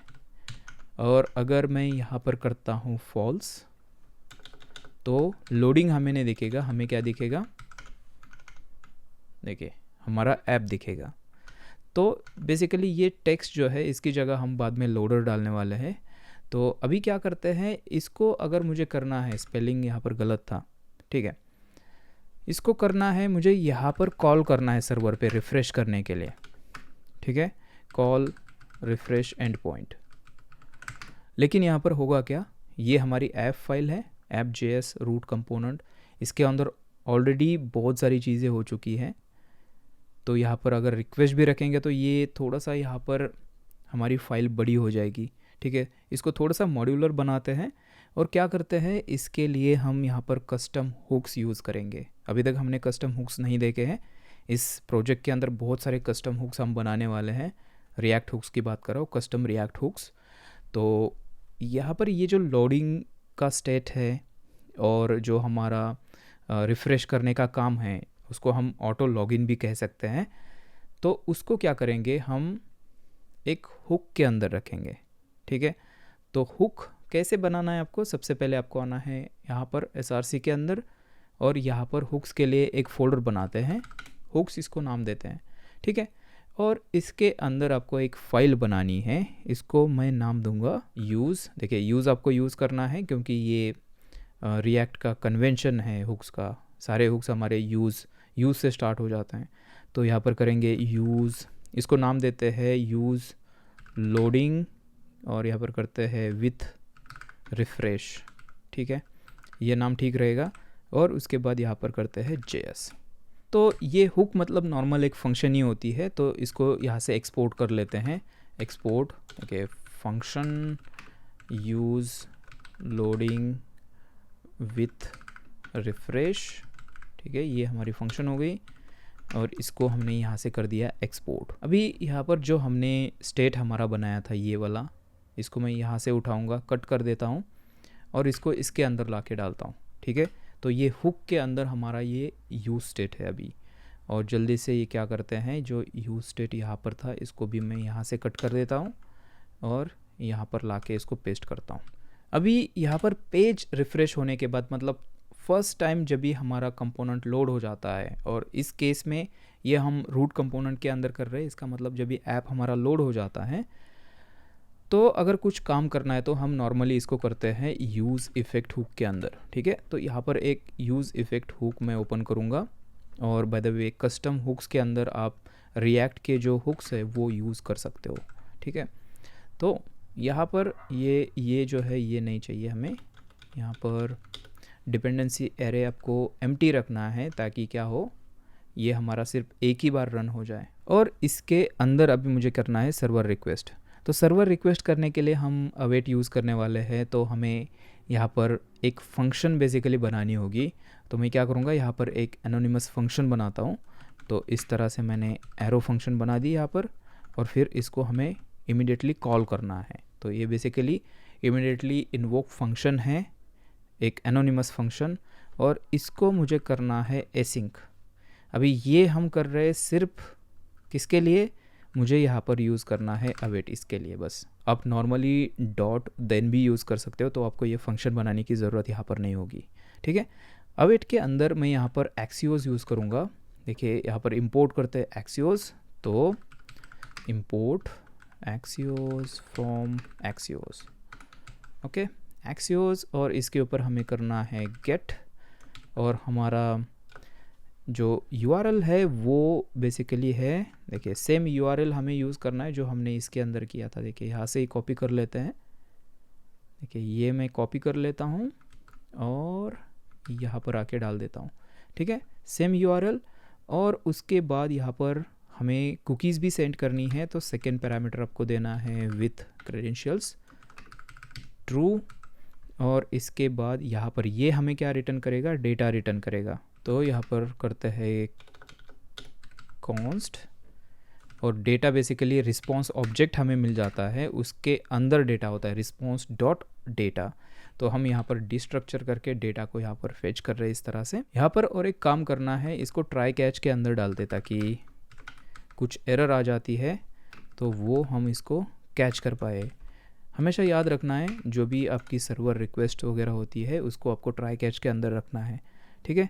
तो अगर यहाँ पर एरर आ जाती है तो मैं क्या करूँगा, फ़िलहाल के लिए कंसोल लॉग करते हैं, console.log, और करते हैं एरर, ठीक है, जो भी एरर आ रही है इसको यहाँ पर लॉग करते हैं।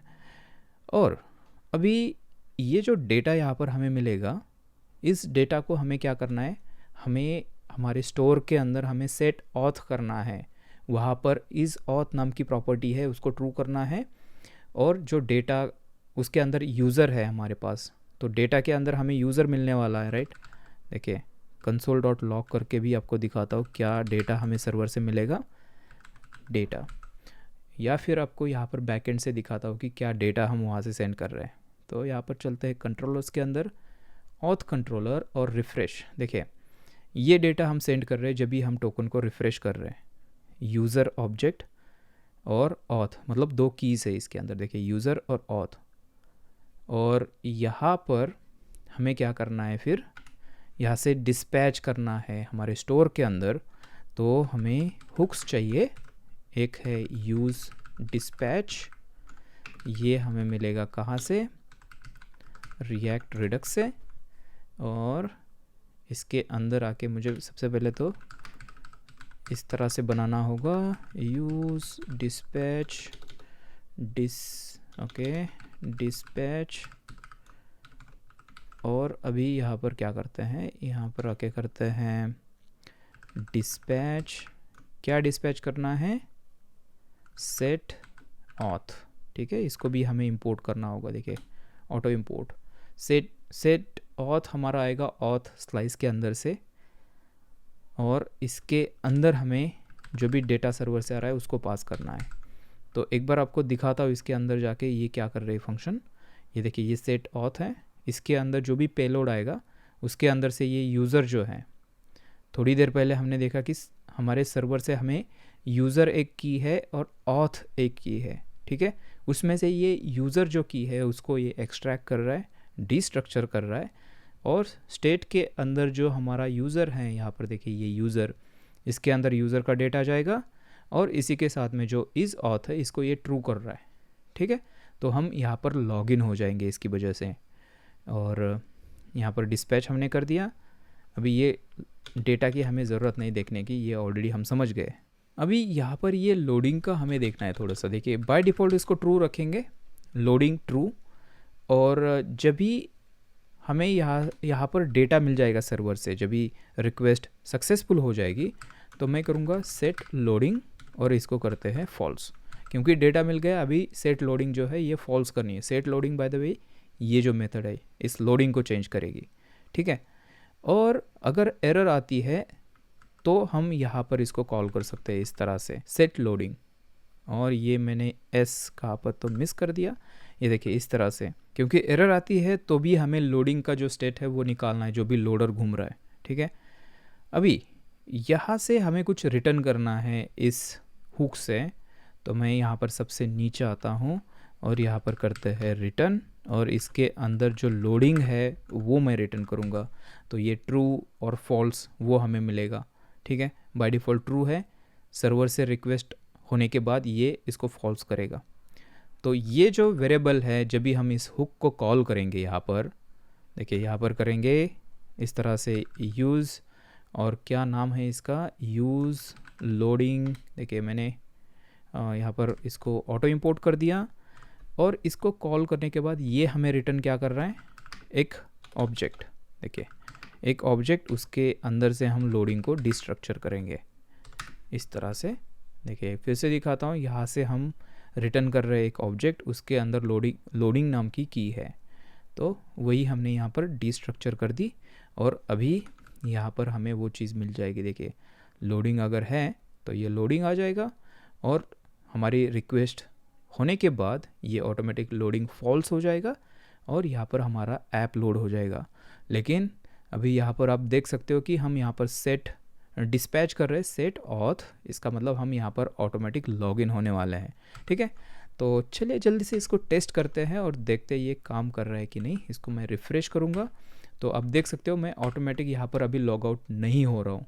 रिफ़्रेश कर रहा हूँ लेकिन लॉग आउट नहीं हो रहा हूँ, क्योंकि जैसे मैं रिफ़्रेश कर रहा हूँ हमारा ये हुक रन हो रहा है, और उसके अंदर ये सर्वर पे रिक्वेस्ट कर रहा है, और फिर सर्वर से डेटा आने के बाद हम ऑटोमेटिक यहाँ पर ये से हमारे स्टोर के अंदर ये डेटा सेट कर रहा है, मतलब हम लॉगिन हो रहे हैं। देखिए अभी कितना भी यहाँ पर आप रिफ़्रेश करो, ये यहाँ पर हम लॉग आउट नहीं होंगे। अभी जो लोडिंग का जो टेक्स्ट है उसको आपको थोड़ा सा दिखाता हूँ यहाँ पर।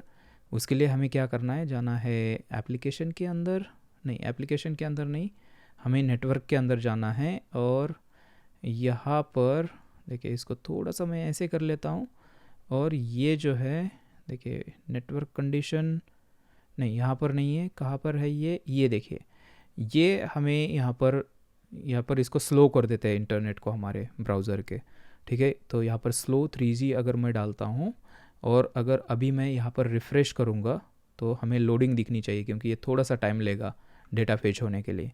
रिफ़्रेश, तो यहाँ पर देखिए ये हो रहा है, और जैसे पेज रिफ़्रेश हो जाएगा, यहाँ पर सबसे पहले तो लोडिंग हमें दिखना चाहिए। देखते हैं, बहुत ही स्लो हो गया, स्लो 3G कर दिया, ये देखिए लोडिंग आ गया, और देखिए सर्वर से रिक्वेस्ट आने के बाद जो हमारा ऐप है वो लोड हो गया, और हम लॉगिन हो गए।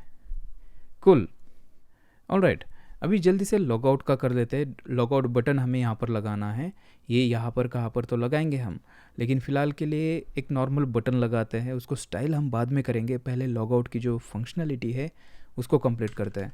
तो इसको मैं अभी बंद करूँगा, और हमें जाना है फ्रंट एंड के अंदर, और यहाँ पर SRC, उसके बाद हमें जाना है, कहाँ पर जाना है, कंपोनेंट्स के अंदर नेविगेशन, और नेविगेशन के अंदर आपको याद होगा यहाँ पर हमारे पास ये हमारा लोगो है। तो मैं क्या करूँगा, फ़िलहाल के लिए यहाँ पर हमारा बटन लगा देता हूँ, और इसको बोलते हैं लॉग आउट, ठीक है। और ये क्लिक होने के बाद इसको करते हैं ऑन क्लिक। ऑन क्लिक क्या करेंगे, इसको एक फंक्शन कॉल करेंगे लॉग आउट यूज़र, इस तरह से, और फिर इस फंक्शन को यहाँ पर कॉल करेंगे। थोड़ा सा ऊपर आते हैं, यहाँ पर करते हैं फंक्शन लॉग आउट यूज़र, और यहाँ पर हमें लॉग आउट का जो रिक्वेस्ट हमें करनी है वो यहाँ से करनी है, ठीक है। तो सबसे पहले रिक्वेस्ट को यहाँ पर बनाते हैं, HTTP के अंदर हमें यहाँ पर लिस्ट करना होगा उसको। तो यहाँ पर आते हैं और करते हैं एक्सपोर्ट कॉन्स्ट लॉग आउट, और ये एक फंक्शन होगी इस तरह से API.post रिक्वेस्ट करेंगे। मेक श्योर कि पोस्ट रिक्वेस्ट आपको करनी है, थोड़ा सा सिक्योर रहता है लॉग आउट के लिए, और यहाँ पर करना है /API/logout। ओके, अभी यहाँ पर ये लॉग आउट हमने जो एक्सपोर्ट किया है उसको यहाँ पर लाके हमें कॉल करना है इस तरह से, ठीक है।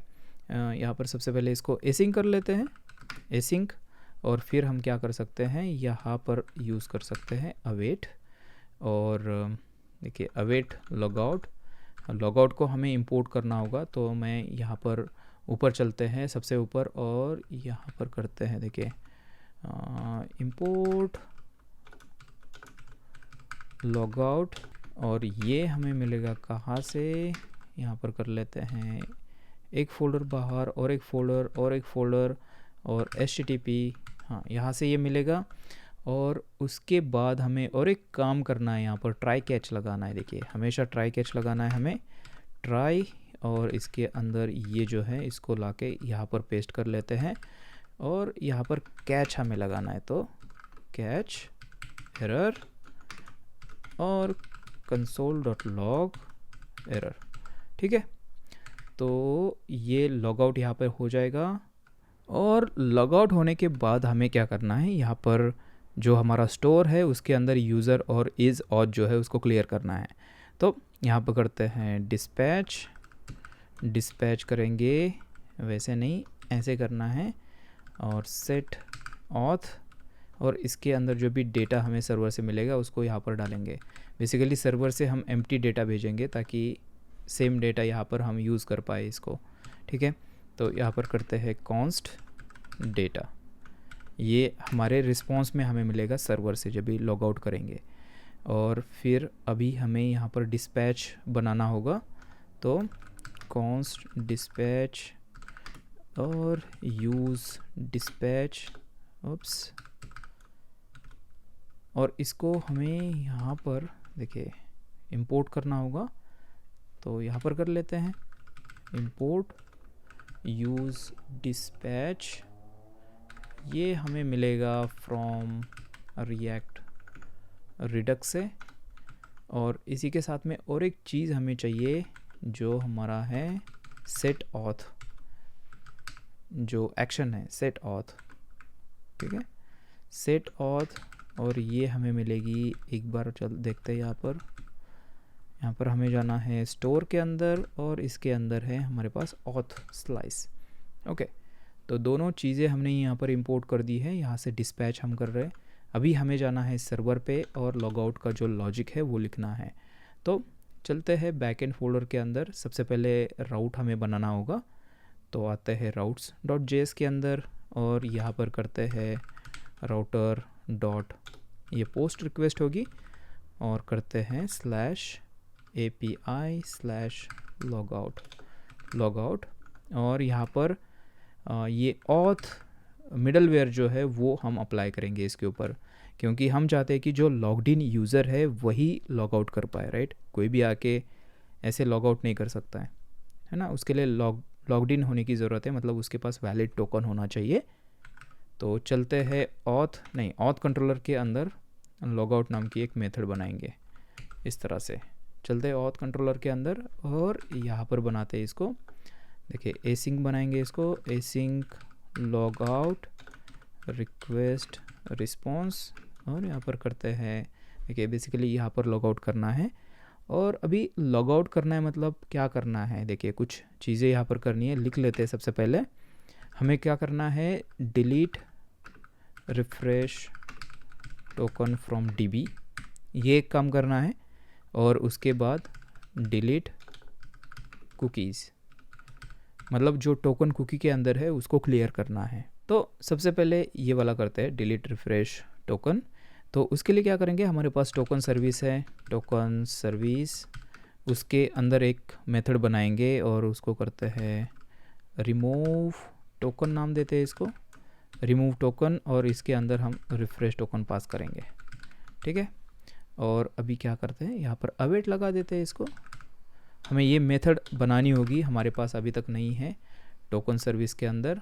तो टोकन सर्विस के अंदर आते हैं और यहाँ पर करते हैं इसको एसिंक और रिमूव ओप्स टोकन, और यहाँ पर रिफ्रेश टोकन हमें रिसीव हो जाएगा, ओके, इस तरह से। तो टोकन रिमूव करना बहुत ही सिंपल है, यहाँ पर हम अवेट यूज़ करेंगे, और हमारे पास रिफ्रेश मॉडल है, रिफ्रेश मॉडल, और ये R छोटा है यार, सब जगह पे हमने इसको छोटा किया है, आप इसको बड़ा कर दीजिए सब जगह पे, ठीक है। यहाँ पर रिफ़्रेश मॉडल और यहाँ पर करना है डिलीट 1 नाम की मेथड आती है mongoose की, और यहाँ पर करना है फ़िल्टर टोकन अगर बराबर है इस रिफ़्रेश टोकन से उस रिकॉर्ड को डिलीट कर दो, और यहाँ से इसको क्या करेंगे, रिटर्न करेंगे। तो ये सर्विस का काम हो गया। अभी यहाँ पर ये टोकन हमारा डेटाबेस के अंदर से डिलीट हो जाएगा। और अभी आप सोच रहे हो कि ये रिफ़्रेश टोकन आएगा कहाँ से, तो उसको हम लेंगे हमारे कुकी से। तो रिफ़्रेश टोकन फ्रॉम नहीं, यहाँ पर आएगा इस तरह से रिक्वेस्ट डॉट ओप्स कुकीज़, और अभी देखिए ये रिफ़्रेश टोकन टी बड़ा करना है इसका इस तरह से, ओके। अभी ये काम हो गया डिलीट होने का। उसके बाद हमें कुकीज़ को क्लियर करना है, तो उसके लिए रिस्पॉन्स के ऊपर मेथड आती है क्लियर, देखिए clear rest dot clear cookies, I think cookie हाँ, क्लियर कुकी इस नाम की मेथड आती है क्लियर कुकी, और इसके अंदर हमें देना होता है कुकी का नाम, मतलब कि कुकी का नाम नहीं, जो कुकी के अंदर की है हमारी। तो हमारे पास रिफ़्रेश टोकन है और एक्सेस टोकन है, तो ये हम यहाँ पर बोलेंगे कि जो एक्सेस टोकन है, रिफ़्रेश टोकन है, उसको यहाँ से निकाल दो कुकी से, और बिल्कुल इसी तरह से हमें करना है हमारे एक्सेस टोकन के लिए भी, ओके। तो यहाँ पर इस तरह से करते हैं एक्सेस टोकन, ओके। तो डिलीट कुकी भी हमारी हो गई, और यहाँ से फाइनली हमें करना है रिस्पॉन्स सेंड। तो res डॉट जेसन करते हैं यहाँ पर, और यहाँ पर जो मैं डेटा की बात कर रहा था, यहाँ पर एम्प्टी डेटा भेजेंगे। तो मैं क्या करूँगा, यहाँ से यूज़र भेजते हैं, नॉर्मली हम DTO भेजते थे, लेकिन अभी यूज़र को नल करके भेजेंगे, और ऑथ फॉल्स। और सेम यही ऑब्जेक्ट हम क्या कर रहे हैं हमारे फ्रंट एंड पे, अगर आपको याद होगा, देखिए यहाँ से ये डेटा के अंदर वो रिसीव हो जाएगा, हम डिस्पैच कर रहे सेट ऑथ के अंदर, तो ये डेटा के अंदर यूज़र नल है, मतलब हमारे स्टोर के अंदर जो हमारा यूज़र होगा वो भी नल हो जाएगा। लेकिन और एक चीज़ हमें देखनी है, देखिए यहाँ पर सेट ऑथ के अंदर चलते हैं, देखिए ये सेट ऑथ, यूज़र तो नल सेट हो जाएगा लेकिन इज़ ऑथ अभी भी ट्रू रहेगा।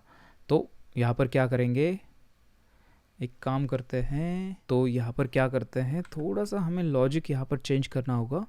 यहाँ पर करते हैं if user is equal to नल।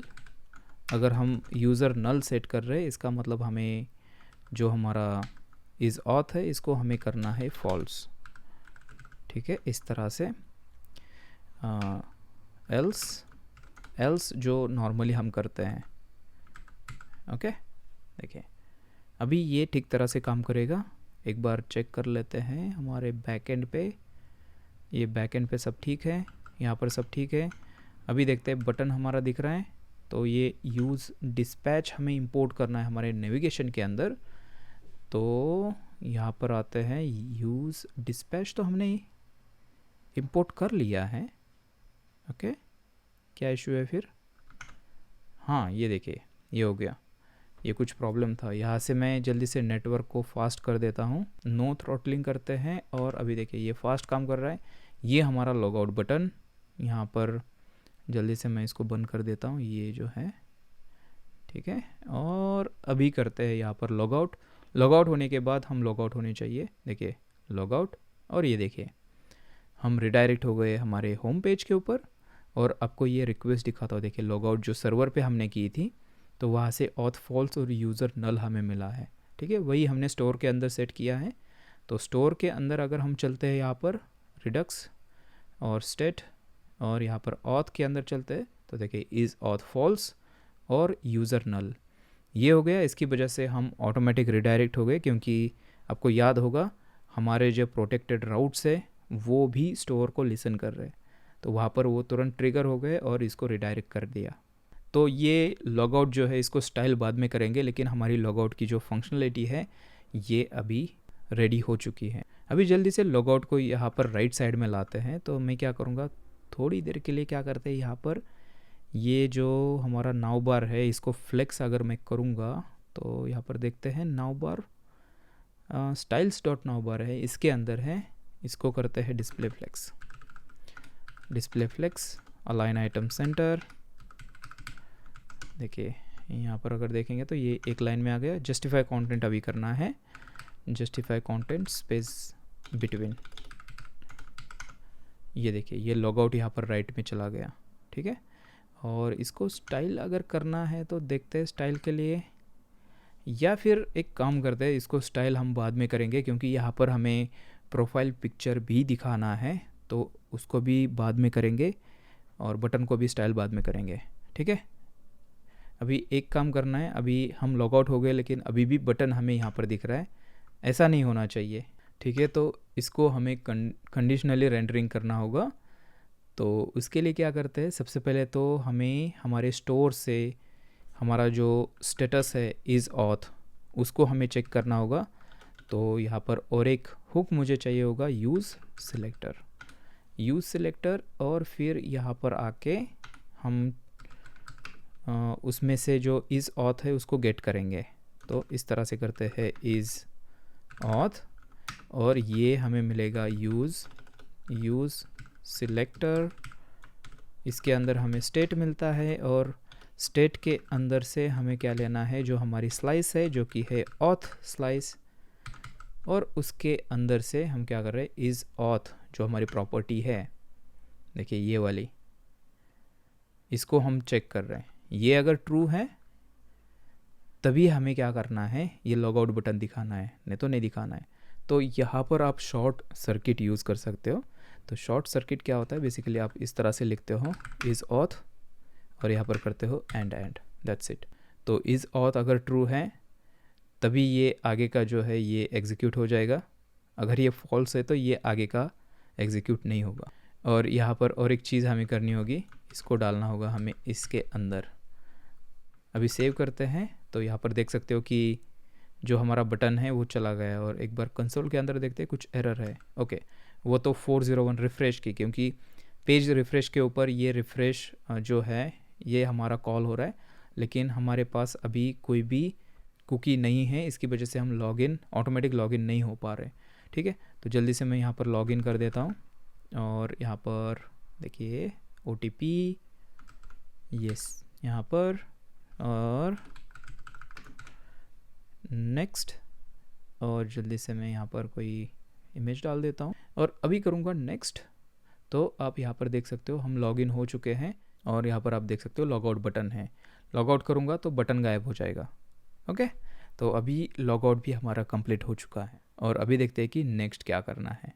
अभी इसके बाद हमें एक बहुत ही इंटरेस्टिंग काम करना है। हमें क्या करना है, ये जो आपको यहाँ पर प्रोग्रेस दिख रहा है, ये देखिए ये प्रोग्रेस कार्ड हमारे पास है। जब भी हम हमारा जो प्रोफाइल पिक्चर है उसको अपलोड करते हैं, तो उसके बाद ये जो एक्टिवेशन की स्टेप है वहाँ पर ये हमारा प्रोग्रेस दिखना चाहिए, ठीक है। तो चलिए देखते हैं इसको कैसे करना है। तो इसको हम एक अलग सा कंपोनेंट बनाएंगे, और जब भी चाहिए हमें तभी उसको रेंडर करेंगे।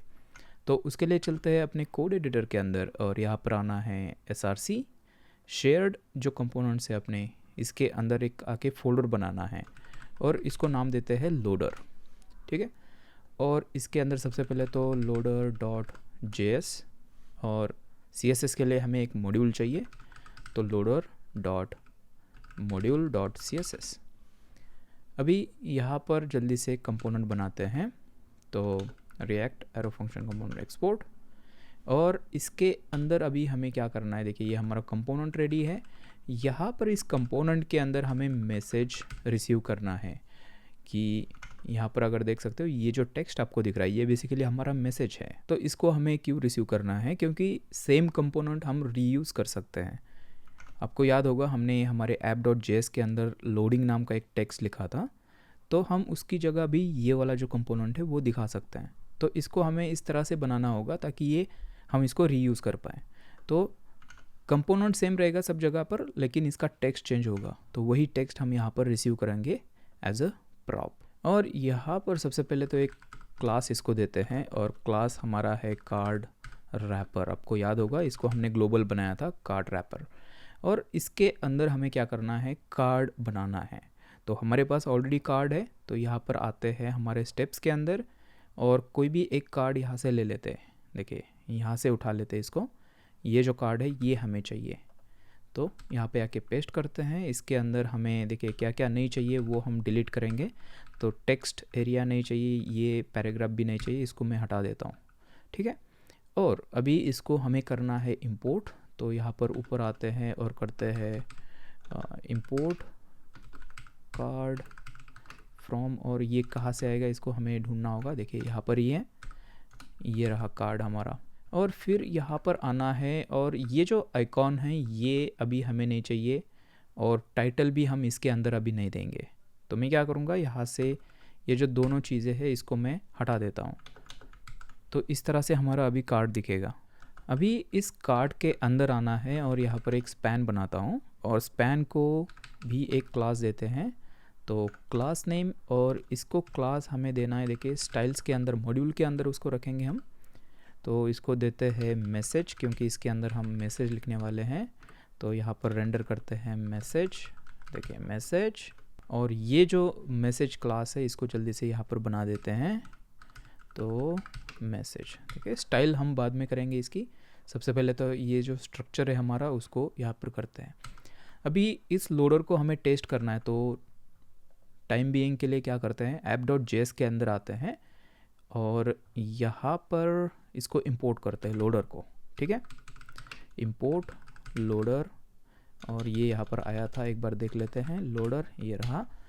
और फिर हमें आना है यहाँ पर, और सबसे पहले मैं यहाँ पर करूँगा रिटर्न, और यहाँ से लोडर मैं रिटर्न करता हूँ। तो हमारा ऐप आगे दिखेगा या नहीं, सिर्फ लोडर हमें दिखेगा, और ये सिर्फ हम अभी टेस्टिंग के लिए कर रहे हैं, ठीक है। सेव करते हैं और ब्राउज़र में चलते हैं। तो styles is not defined, okay. हमने स्टाइल्स को यहाँ पर इंपोर्ट नहीं किया है, तो यहाँ पर करते हैं इंपोर्ट स्टाइल्स फ्रॉम, और सेम फोल्डर के अंदर है loader.module.css। सेव करेंगे तो यहाँ पर देखिए कुछ इस तरह से ये दिखेगा। अभी जो मैसेज हमने इसके अंदर पास किया था, रिसीव किया था, देखिए ये वाला प्रॉप, इसको यहाँ पर पास करते हैं। तो मैं करूँगा मैसेज, और इसके अंदर लिखते हैं वो वाला टेक्स्ट लिखते हैं, कौन सा वाला, या फिर एक काम करते हैं, यहाँ पर लिखते हैं लोडिंग और प्लीज़ वेट, ठीक है। इस तरह का टेक्स्ट लिखते हैं और एक बार चेक करते हैं। तो देखिए ये हमें यहाँ पर दिख रहा है। इसको जल्दी से थोड़ी स्टाइल कर देते हैं। तो यहाँ पर आते हैं इसके अंदर, और सबसे पहले तो मुझे इसको बोल्ड करना है, तो फ़ॉन्ट वेट रहेगा हमारा बोल्ड, और फ़ॉन्ट साइज़ जो है उसको बड़ी करते हैं। तो फ़ॉन्ट साइज़ करते हैं 22 पिक्सल। सेव और देखते हैं, देखिए ये कुछ इस तरह से अभी दिख रहा है। अभी एक इशू यहाँ पर है, ये लोगो मतलब क्या है, हमारे कार्ड के अंदर, अगर कार्ड कंपोनेंट अगर देखेंगे तो इसके अंदर हमारे पास एक इमेज, जो आइकॉन हम दिखाते हैं हर एक कार्ड के अंदर, तो वो अभी इसको नहीं मिल रहा है क्योंकि हमने इसको पास नहीं किया। देखिए हम आइकॉन और टाइटल दो चीज़ें पास करते हैं कार्ड के अंदर, यहाँ पर सिर्फ हमने क्या किया, कुछ नहीं किया, टाइटल भी पास नहीं किया, लेकिन ये यहाँ पर चल गया। टाइटल नहीं है तो ये ब्लैंक आ जाएगा, लेकिन आइकॉन नहीं है तो ये इमेज जो है ये हमें कुछ इस तरह से दिखेगी, और जो अल्ट टेक्स्ट होता है ये हमें यहाँ पर दिखता है। तो यहाँ पर हमें एक चेक लगाना है, तो उसके लिए क्या करते हैं, सबसे पहले करली ब्रैकेट्स ओपन करते हैं इस तरह से, और यहाँ पर हमें करना है सबसे पहले तो शॉर्ट सर्किट यूज़ करना है। यहाँ पर चेक करेंगे, अगर आइकॉन पास किया है तभी ये इमेज दिखाना, ठीक है, अगर नहीं है तो नहीं दिखाना।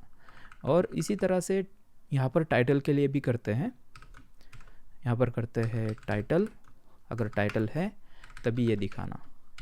देखिए इस तरह से आपको करना है। और अभी अगर यहाँ पर आते हैं तो ये जो इमेज, ब्रोकन इमेज थी, वो हमें यहाँ पर नहीं दिख रही है, ठीक है। सिर्फ ये दिख रहा है जो इसका चिल्ड्रन है, यहाँ से जो हम पास कर रहे हैं, सॉरी मैसेज है जो हमें वहाँ पर दिख रहा है। अभी लोडर के अंदर हमें ये जो लोडर है यहाँ पर डिज़ाइन के अंदर जो दिख रहा है आपको, ये हमें दिखाना है, ठीक है। तो इसको यहाँ से आपको एक्सपोर्ट करना है, एक्सपोर्ट एज SVG करना है। ये ऑलरेडी मैंने एक्सपोर्ट किया है, तो जल्दी से मैं आपको दिखा देता हूँ। तो यहाँ पर आप देख सकते हो, ये बेसिकली हमारी जो SVG है वो है, ठीक है। तो इसको जल्दी से मैं ओपन कर लेता हूँ किसी भी टेक्स्ट एडिटर के अंदर। तो यहाँ पर आप देख सकते हो ये कुछ इस तरह से दिख रही है और बहुत सारा कोड इसके अंदर है। इसको हमें थोड़ा सा ऑप्टिमाइज़ करना है, थोड़ा सा ब्यूटीफाई करना है।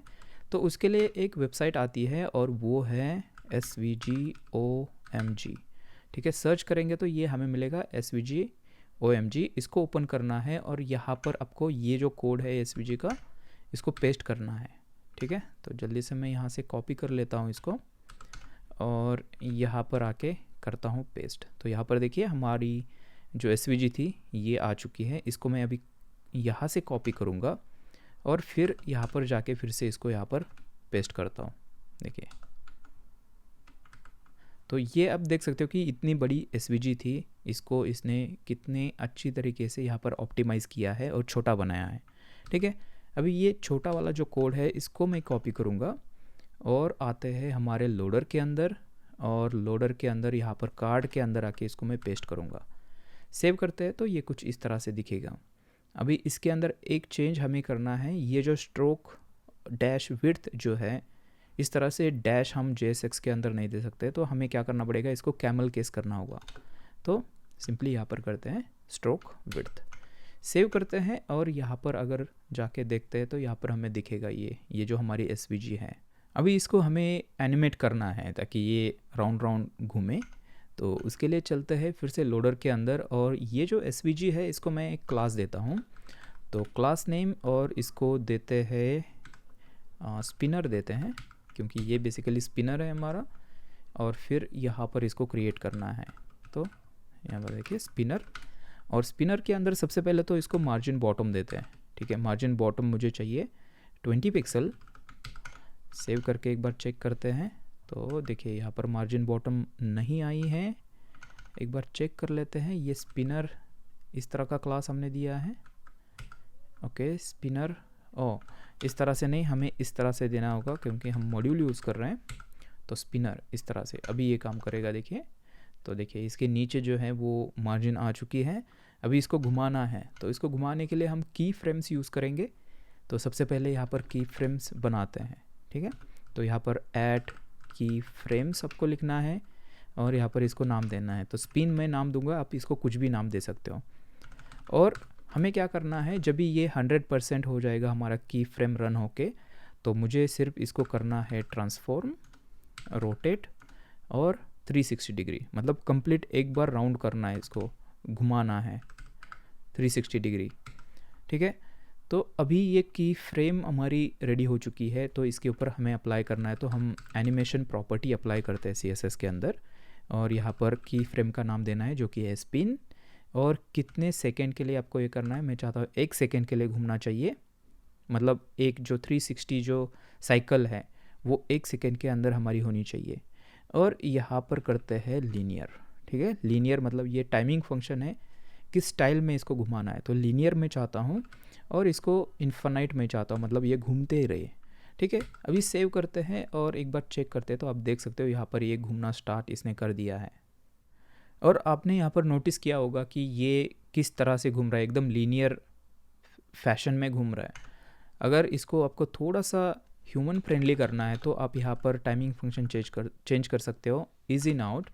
तो ये थोड़ा सा अलग टाइप से घूमेगा। देखिए, थोड़ा सा रुक जाता है और फिर घूमता है इस तरह से, या फिर अलग भी आप ट्राई कर सकते हो। यहाँ पर इज़ इन भी आता है तो उसको भी आप ट्राई कर सकते हो।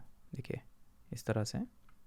अगर आपको इसके ऊपर थोड़ा सा एक्सपेरिमेंट करना है और इसकी जो स्टाइल है वो चेंज करनी है, घूमने का तरीका, तो आप यहाँ पर डिग्री चेंज कर सकते हो, मतलब 180, मतलब हाफ राउंड ये लगाएगी।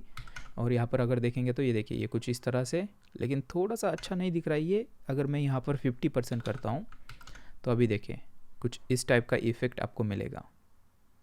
ओके, तो ये आप एक्सपेरिमेंट हमारे की फ्रेम के साथ कर सकते हो। यहाँ पर फिर से मैं जैसे था वैसे कर देता हूँ और इज़ इन आउट इसको करना है। सेव करते हैं तो देखिए ये कुछ अभी इस तरह से दिख रहा है। ऑलराइट, अभी हमारा लोडर जो है वो रेडी हो चुका है। देखिए ये हमारा कंपोनेंट है, ये अभी रेडी हो चुका है और अभी हमें इसको यूज़ करना है। तो फ़िलहाल के लिए हमने यहाँ से रिटर्न किया था।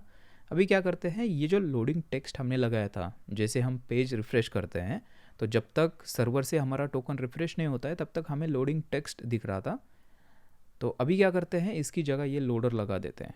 तो यहाँ से मैं इसको कट करूँगा और यहाँ पर आते हैं और इसकी जगह मैं देखिए यहाँ पर मैं इसको पेस्ट कर देता हूँ। ओके, गलत पेस्ट हो गया। यहाँ पर फिर से मुझे कॉपी करना होगा। देखिए कट और यहाँ पर पेस्ट। ठीक है, यहाँ से रिटर्न हटा देते हैं। अभी सेव करते हैं और यहाँ पर आते हैं फिर से और इसको रिफ़्रेश करते हैं। देखिए अभी रिफ़्रेश होने के बाद हमें यहाँ पर कुछ नहीं दिखेगा, मुझे यहाँ पर इसको स्लो करना होगा। तो यहाँ पर थ्रोटलिंग करते हैं और स्लो 3G यूज़ करते हैं और रिफ़्रेश करूँगा। तो देखिए रिफ़्रेश होने के बाद जब तक सर्वर पे रिक्वेस्ट जाती नहीं और जब तक रिस्पांस आता नहीं तब तक हमें ये लोडर दिखना चाहिए। देखिए अभी भी ये लोड हो रहा है। ये देखिए ये हमारा लोडर आ गया और लोड होने के बाद तुरंत हमारा जो पेज है वो दिख रहा है। ठीक है, तो ये यहाँ पर हो गया। इसको मैं फिर से नो थ्रोटलिंग करता हूँ और रिफ्रेश करता हूँ। अभी इसको हमें यूज़ करना है कहाँ पर, जैसे कि यहाँ पर देखिए मैं सबसे पहले यहाँ पर नेक्स्ट कर देता हूँ और OTP डालते हैं। तो OTP हमारी है 5300। एक ही बार नेक्स्ट करना है, यहाँ पर नाम डालते हैं नेक्स्ट और उसके बाद जल्दी से मैं इमेज सिलेक्ट कर लेता हूँ। तो ये रही। और अभी ये जो रिक्वेस्ट हम करेंगे यहाँ पर नेक्स्ट, ये हमारी रिक्वेस्ट है एक्टिवेशन की। तो ये क्लिक होने के बाद मैं चाहता हूँ कि यहाँ पर हमारा वो लोडिंग वाला कंपोनेंट आ जाए और फिर सर्वर से जब भी रिक्वेस्ट आती है तो हम रिडायरेक्ट हो जाएंगे और वो जो लोडर है वो गायब हो जाएगा। ऐसा कुछ हमें करना है। तो उसके लिए क्या करना है, हमारे पास कंपोनेंट ऑलरेडी रेडी है। तो क्या करते हैं, सबसे पहले चलते हैं हमारे स्टेप्स के अंदर जहाँ पर हमारा जो एक्टिवेशन का रिक्वेस्ट हम कर रहे हैं। तो पेजेस के अंदर जाना है, स्टेप्स, और इसके अंदर है ये वाला एवटार JSX और यहाँ पर आप देख सकते हो। देखिए यहाँ पर आपको आना है और यहाँ पर हमें लोडर लगाना है बेसिकली। देखिए यहाँ पर हम सर्वर पे रिक्वेस्ट कर रहे हैं और सर्वर से रिक्वेस्ट आने के बाद, कंप्लीट होने के बाद हमें लोडर को, मतलब जैसे रिक्वेस्ट स्टार्ट हो जाती है तो लोडर हमें दिखाना है और रिक्वेस्ट कंप्लीट होने के बाद हमें लोडर हटा देना है। तो उसके लिए क्या करेंगे, सबसे पहले तो हमें एक लोकल स्टेट चाहिए होगा। तो यहाँ पर करते हैं const लोडिंग सेट लोडिंग। ये बेसिकली हमें ट्रैक रखने के लिए लोडिंग का। तो यूज़ स्टेट करते हैं यहाँ पर और ये बाय डिफ़ॉल्ट होगा फॉल्स। ठीक है, लोडिंग नहीं होगा। और जब भी हम रिक्वेस्ट कर रहे हैं तो यहाँ पर मैं क्या करूँगा, देखिए यहाँ पर करना है सेट लोडिंग और इसको करना है ट्रू। मतलब रिक्वेस्ट हमारी स्टार्ट हो गई तो लोडिंग मैंने ट्रू कर दी और रिक्वेस्ट होने के बाद हमें यहाँ पर करना पड़ेगा लोडिंग फॉल्स। ये कंसोल लॉग में हटा देता हूँ अभी। और अगर एरर आती है तो भी हमें वो जो लोडर है वो हटाना है। तो कैच के अंदर भी हमें यहाँ पर लिखना होगा, जैसे कि देखिए यहाँ पर सेट लोडिंग करते हैं और फॉल्स हमें करना होगा और एरर के अंदर भी करना होगा। तो यहाँ पर आते हैं, यहाँ पर करते हैं। अभी दो जगह पर कर रहे हैं। इसकी जगह हम एक काम कर सकते हैं, यहाँ पर आप फाइनली इस तरह से लिख सकते हो। देखिए फाइनली एक एक्स्ट्रा हो गया। ये फाइनली जो है ये हमारा, अगर ये ट्राई कैच कंप्लीट होने के बाद रन हो जाता है, अगर एरर भी आती है तो भी ये रन होता है। मतलब एनी सिचुएशन में ये रन होगा आपका। तो एक ही जगह पे आप यहाँ पर कर सकते हो सेट लोडिंग फॉल्स। ठीक है, अभी स्टेट हमारा हो गया। अभी इस स्टेट पे हमें कंडीशनल रेंडरिंग यहाँ पर करनी है।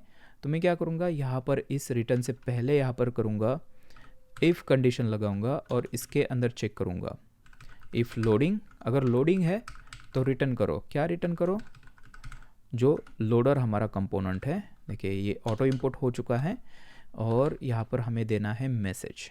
ठीक है, तो मैसेज हमें देना है, हमें डिज़ाइन से कॉपी करना होगा।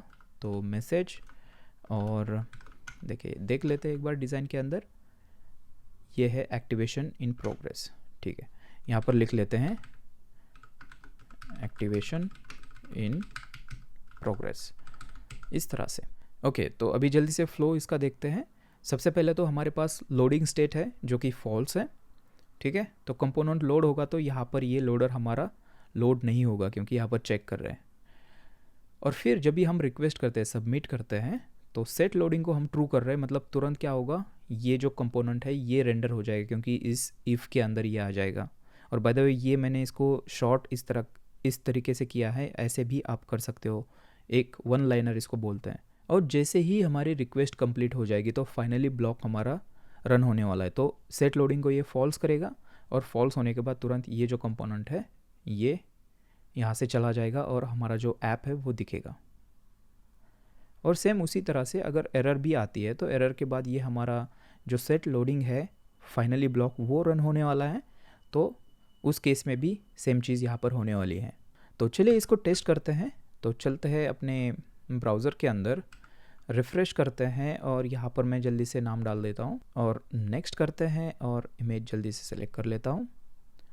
ये इमेज सिलेक्ट हो गई और थ्रोटलिंग करते हैं, फास्ट 3G कर लेते हैं, स्लो वाला बहुत ही स्लो हो जाता है। और यहाँ पर करूँगा नेक्स्ट। तो ये देखिए एक्टिवेशन स्टार्ट, क्योंकि रिक्वेस्ट अभी तक प्रोग्रेस में है और ये जब भी कंप्लीट होगी तभी यहाँ पर क्या होगा, जो प्रोग्रेस बार है वो निकल जाएगा और उसकी जगह हम रिडायरेक्ट होने वाले हैं बेसिकली, अगर सक्सेसफुल रिक्वेस्ट है तो थोड़ा सा वेट कर लेते हैं। ये हमने जो थ्रॉटलिंग किया है फास्ट 3G, ये इसके लिए किया है क्योंकि हम अभी लोकली रन कर रहे हैं तो ये हमें दिखेगा नहीं, बहुत ही फास्ट रिक्वेस्ट हो जाती है हमारी, ठीक है। तो रियल लाइफ में जब भी आप इसको डिप्लॉय करोगे तो थोड़ा सा नेटवर्क स्लो रहता है, तो ये हमारा अच्छी तरीके से दिखने वाला है।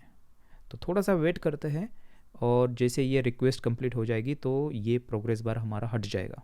और यहाँ पर आप देख सकते हो हमारा जो टोकन है वो एक्सपायर हुआ था, तो इसने सेकेंड रिक्वेस्ट की रिफ़्रेश टोकन करने के लिए ऑटोमेटिक जो हमने किया था इंटरसेप्टर्स की मदद से, और फिर से ये रिक्वेस्ट की है। तो आप देख सकते हो ये अभी हमारा काम कर रहा है।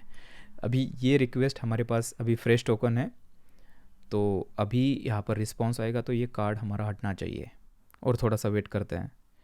ओके, तो यहाँ पर कुछ तो गड़बड़ है, यहाँ पर फिर से ये रिफ़्रेश रिक्वेस्ट की इसने, तो इसको हमें चेक करना होगा। तो मैं इसको अभी लॉग आउट कर देता हूँ और देखते हैं कि क्या इशू है। लेकिन उससे पहले यहाँ से मैं इसको नो थ्रॉटलिंग करता हूँ। तो देखिए हम यहाँ पर रिडायरेक्ट हो चुके हैं, लेकिन यहाँ पर एक इशू ये है, अभी हमें देखना है कि क्या प्रॉब्लम यहाँ पर हुआ था। सबसे पहले देखते हैं कि प्रॉब्लम ये है, देखिए यहाँ पर अगर हम चलते हैं HTTP के अंदर, यहाँ पर जब भी हमारा टोकन एक्सपायर हो जाता है तो यहाँ पर एरर आ जाएगी, ठीक है। और यहाँ पर एरर आने के बाद हम यहाँ पर इसको कैच कर रहे हैं और फिर टोकन को रिफ़्रेश कर रहे हैं, और टोकन रिफ़्रेश होने के बाद यहाँ से रिक्वेस्ट हम कर रहे हैं, इसको फिर से रिपीट कर रहे हैं। लेकिन मुझे लगता है क्या प्रॉब्लम हुआ है ना, क्योंकि ये इतना स्लो हमने किया था तो इसको सेकेंड रिक्वेस्ट करने में भी फिर से 1 मिनट लग गया और उसकी चक्कर में ये फिर से हमारा जो टोकन है वो एक्सपायर हो गया, ठीक है। तो अभी एक काम करते हैं, जल्दी से मैं आता हूँ यहाँ पर और देखिए फिर से हम इसको करते हैं लॉग आउट और फिर से एक बार ट्राई करते हैं। इस बार हम यहाँ पर थ्रोटलिंग यूज़ नहीं करेंगे, ऐसे ही ट्राई करते हैं। तो जल्दी से मैं यहाँ पर नेक्स्ट करता हूँ और यहाँ पर ये मैंने डाल दिया नेक्स्ट, और ये नाम यहाँ पर है, और अभी करते हैं नेक्स्ट। और यहाँ पर जल्दी से मैं इमेज ले लेता हूँ और थोड़ी देर के लिए आपको यहाँ पर लोडिंग दिखनी चाहिए, ये देखिए। और ये लोडिंग ख़त्म होने के बाद तुरंत हम यहाँ पर रिडायरेक्ट हो गए। ओके, तो यहाँ पर हमारा लोडर जो है वो काम कर रहा है और अभी देखते हैं कि हमें नेक्स्ट क्या करना है। अभी क्या करते हैं, जो हमारा फील्ड्स का वैलिडेशन है फ्रंट एंड पे वो थोड़ा सा देखते हैं। तो मैं यहाँ पर लॉग आउट कर लेता हूँ और यहाँ पर सबसे पहले चेक करते हैं कहाँ पर हमें वैलिडेशन की ज़रूरत है।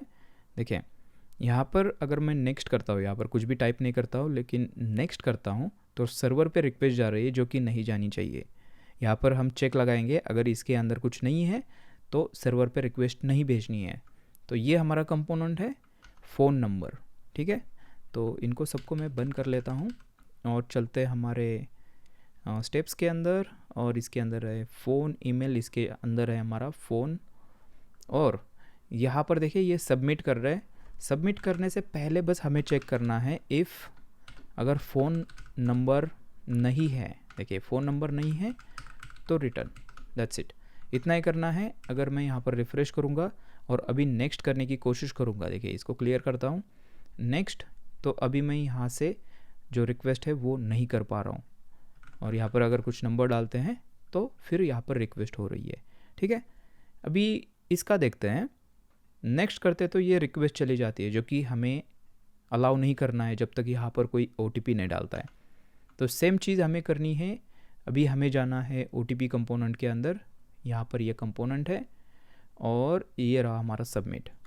यहाँ पर चेक लगाएंगे इफ़ OTP अगर नहीं है, नॉट OTP। और इसी के साथ में ये देखिए और दो पैरामीटर्स हम भेज रहे थे उसको भी चेक करेंगे। अगर फॉर सम रीज़न अगर किसने फ़ोन नहीं भेजा तो भी हमें रिक्वेस्ट नहीं करनी है, और हैश जो हम भेज रहे अगर वो भी नहीं है तो भी हम रिक्वेस्ट नहीं करेंगे। अगर ऐसा है तो रिटर्न सेव करते हैं। और यहाँ पर अभी मैं क्या करूँगा, नेक्स्ट करता हूँ तो देखिए कोई भी रिक्वेस्ट यहाँ पर नहीं हो रही है, लेकिन ओके OTP मैंने यहाँ से हटा दी, क्लियर कर दी। देखिए इसके अंदर है, हाँ अभी तक है। और अभी अगर मैं डालता हूँ OTP और यहाँ पर देखते हैं नेक्स्ट, तो देखिए हमारी रिक्वेस्ट हो गई सर्वर पर। अभी यहाँ पर चेक करते हैं, अगर मैं नेक्स्ट करता हूँ तो ये नहीं हो रहा है, मतलब यहाँ पर वैलिडेशन ठीक है।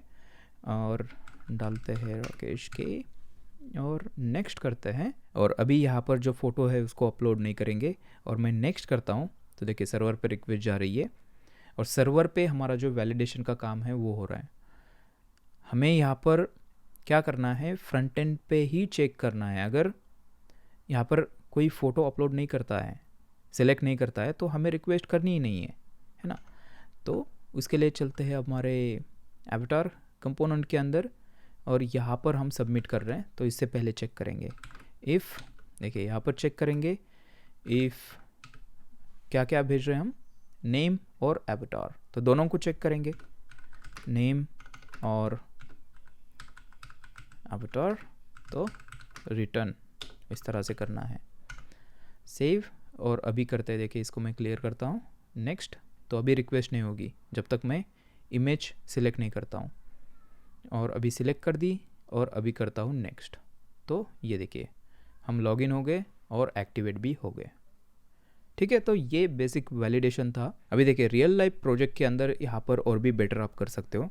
आप क्या कर सकते हो कि यहाँ पर हमने क्या किया है, अगर फील्ड एम्प्टी है तो सिंपली रिटर्न किया है, लेकिन एंड यूज़र को ये पता नहीं चल रहा है कि क्यों हमारी रिक्वेस्ट नहीं जा रही है। तो आप क्या कर सकते हो, यूज़र को अलर्ट दिखा सकते हो या फिर कोई नोटिफिकेशन दिखा सकते हो कि ऑल फील्ड्स आर रिक्वायर्ड। ठीक है, तो ये मैं आपके ऊपर छोड़ता हूँ, इसको आप इम्प्लीमेंट कीजिए। और मुझे लगता है इस वीडियो के लिए इतना ही। उम्मीद करता हूँ कि ये वीडियो आपको पसंद आया होगा और बहुत कुछ सारी चीज़ें आपको सीखने को मिली होगी। और अगर ऐसा है तो इस वीडियो को आपको लाइक करना है और वीडियो के नीचे कमेंट करके मुझे ज़रूर बताना है कि ये वीडियो आपको कैसे लगा और क्या क्या इम्प्रूवमेंट्स हम और कर सकते हैं। और इसी के साथ में आप मुझे फॉलो कर सकते हो, फेसबुक, इंस्टाग्राम, लिंक्डइन के ऊपर आप कनेक्ट हो सकते हो, और अपना डिस्कॉर्ड का सर्वर भी है तो वहाँ पर भी आप ज्वाइन कर सकते हो, और बाकी डेवलपर्स के साथ आप वहाँ पर चैट कर सकते हो। तो सारी कॉन्टैक्ट लिंक्स आपको मिलेगी नीचे डिस्क्रिप्शन के अंदर। और मैं आपसे मिलूँगा एक नए वीडियो के अंदर। तब तक के लिए हैप्पी कोडिंग।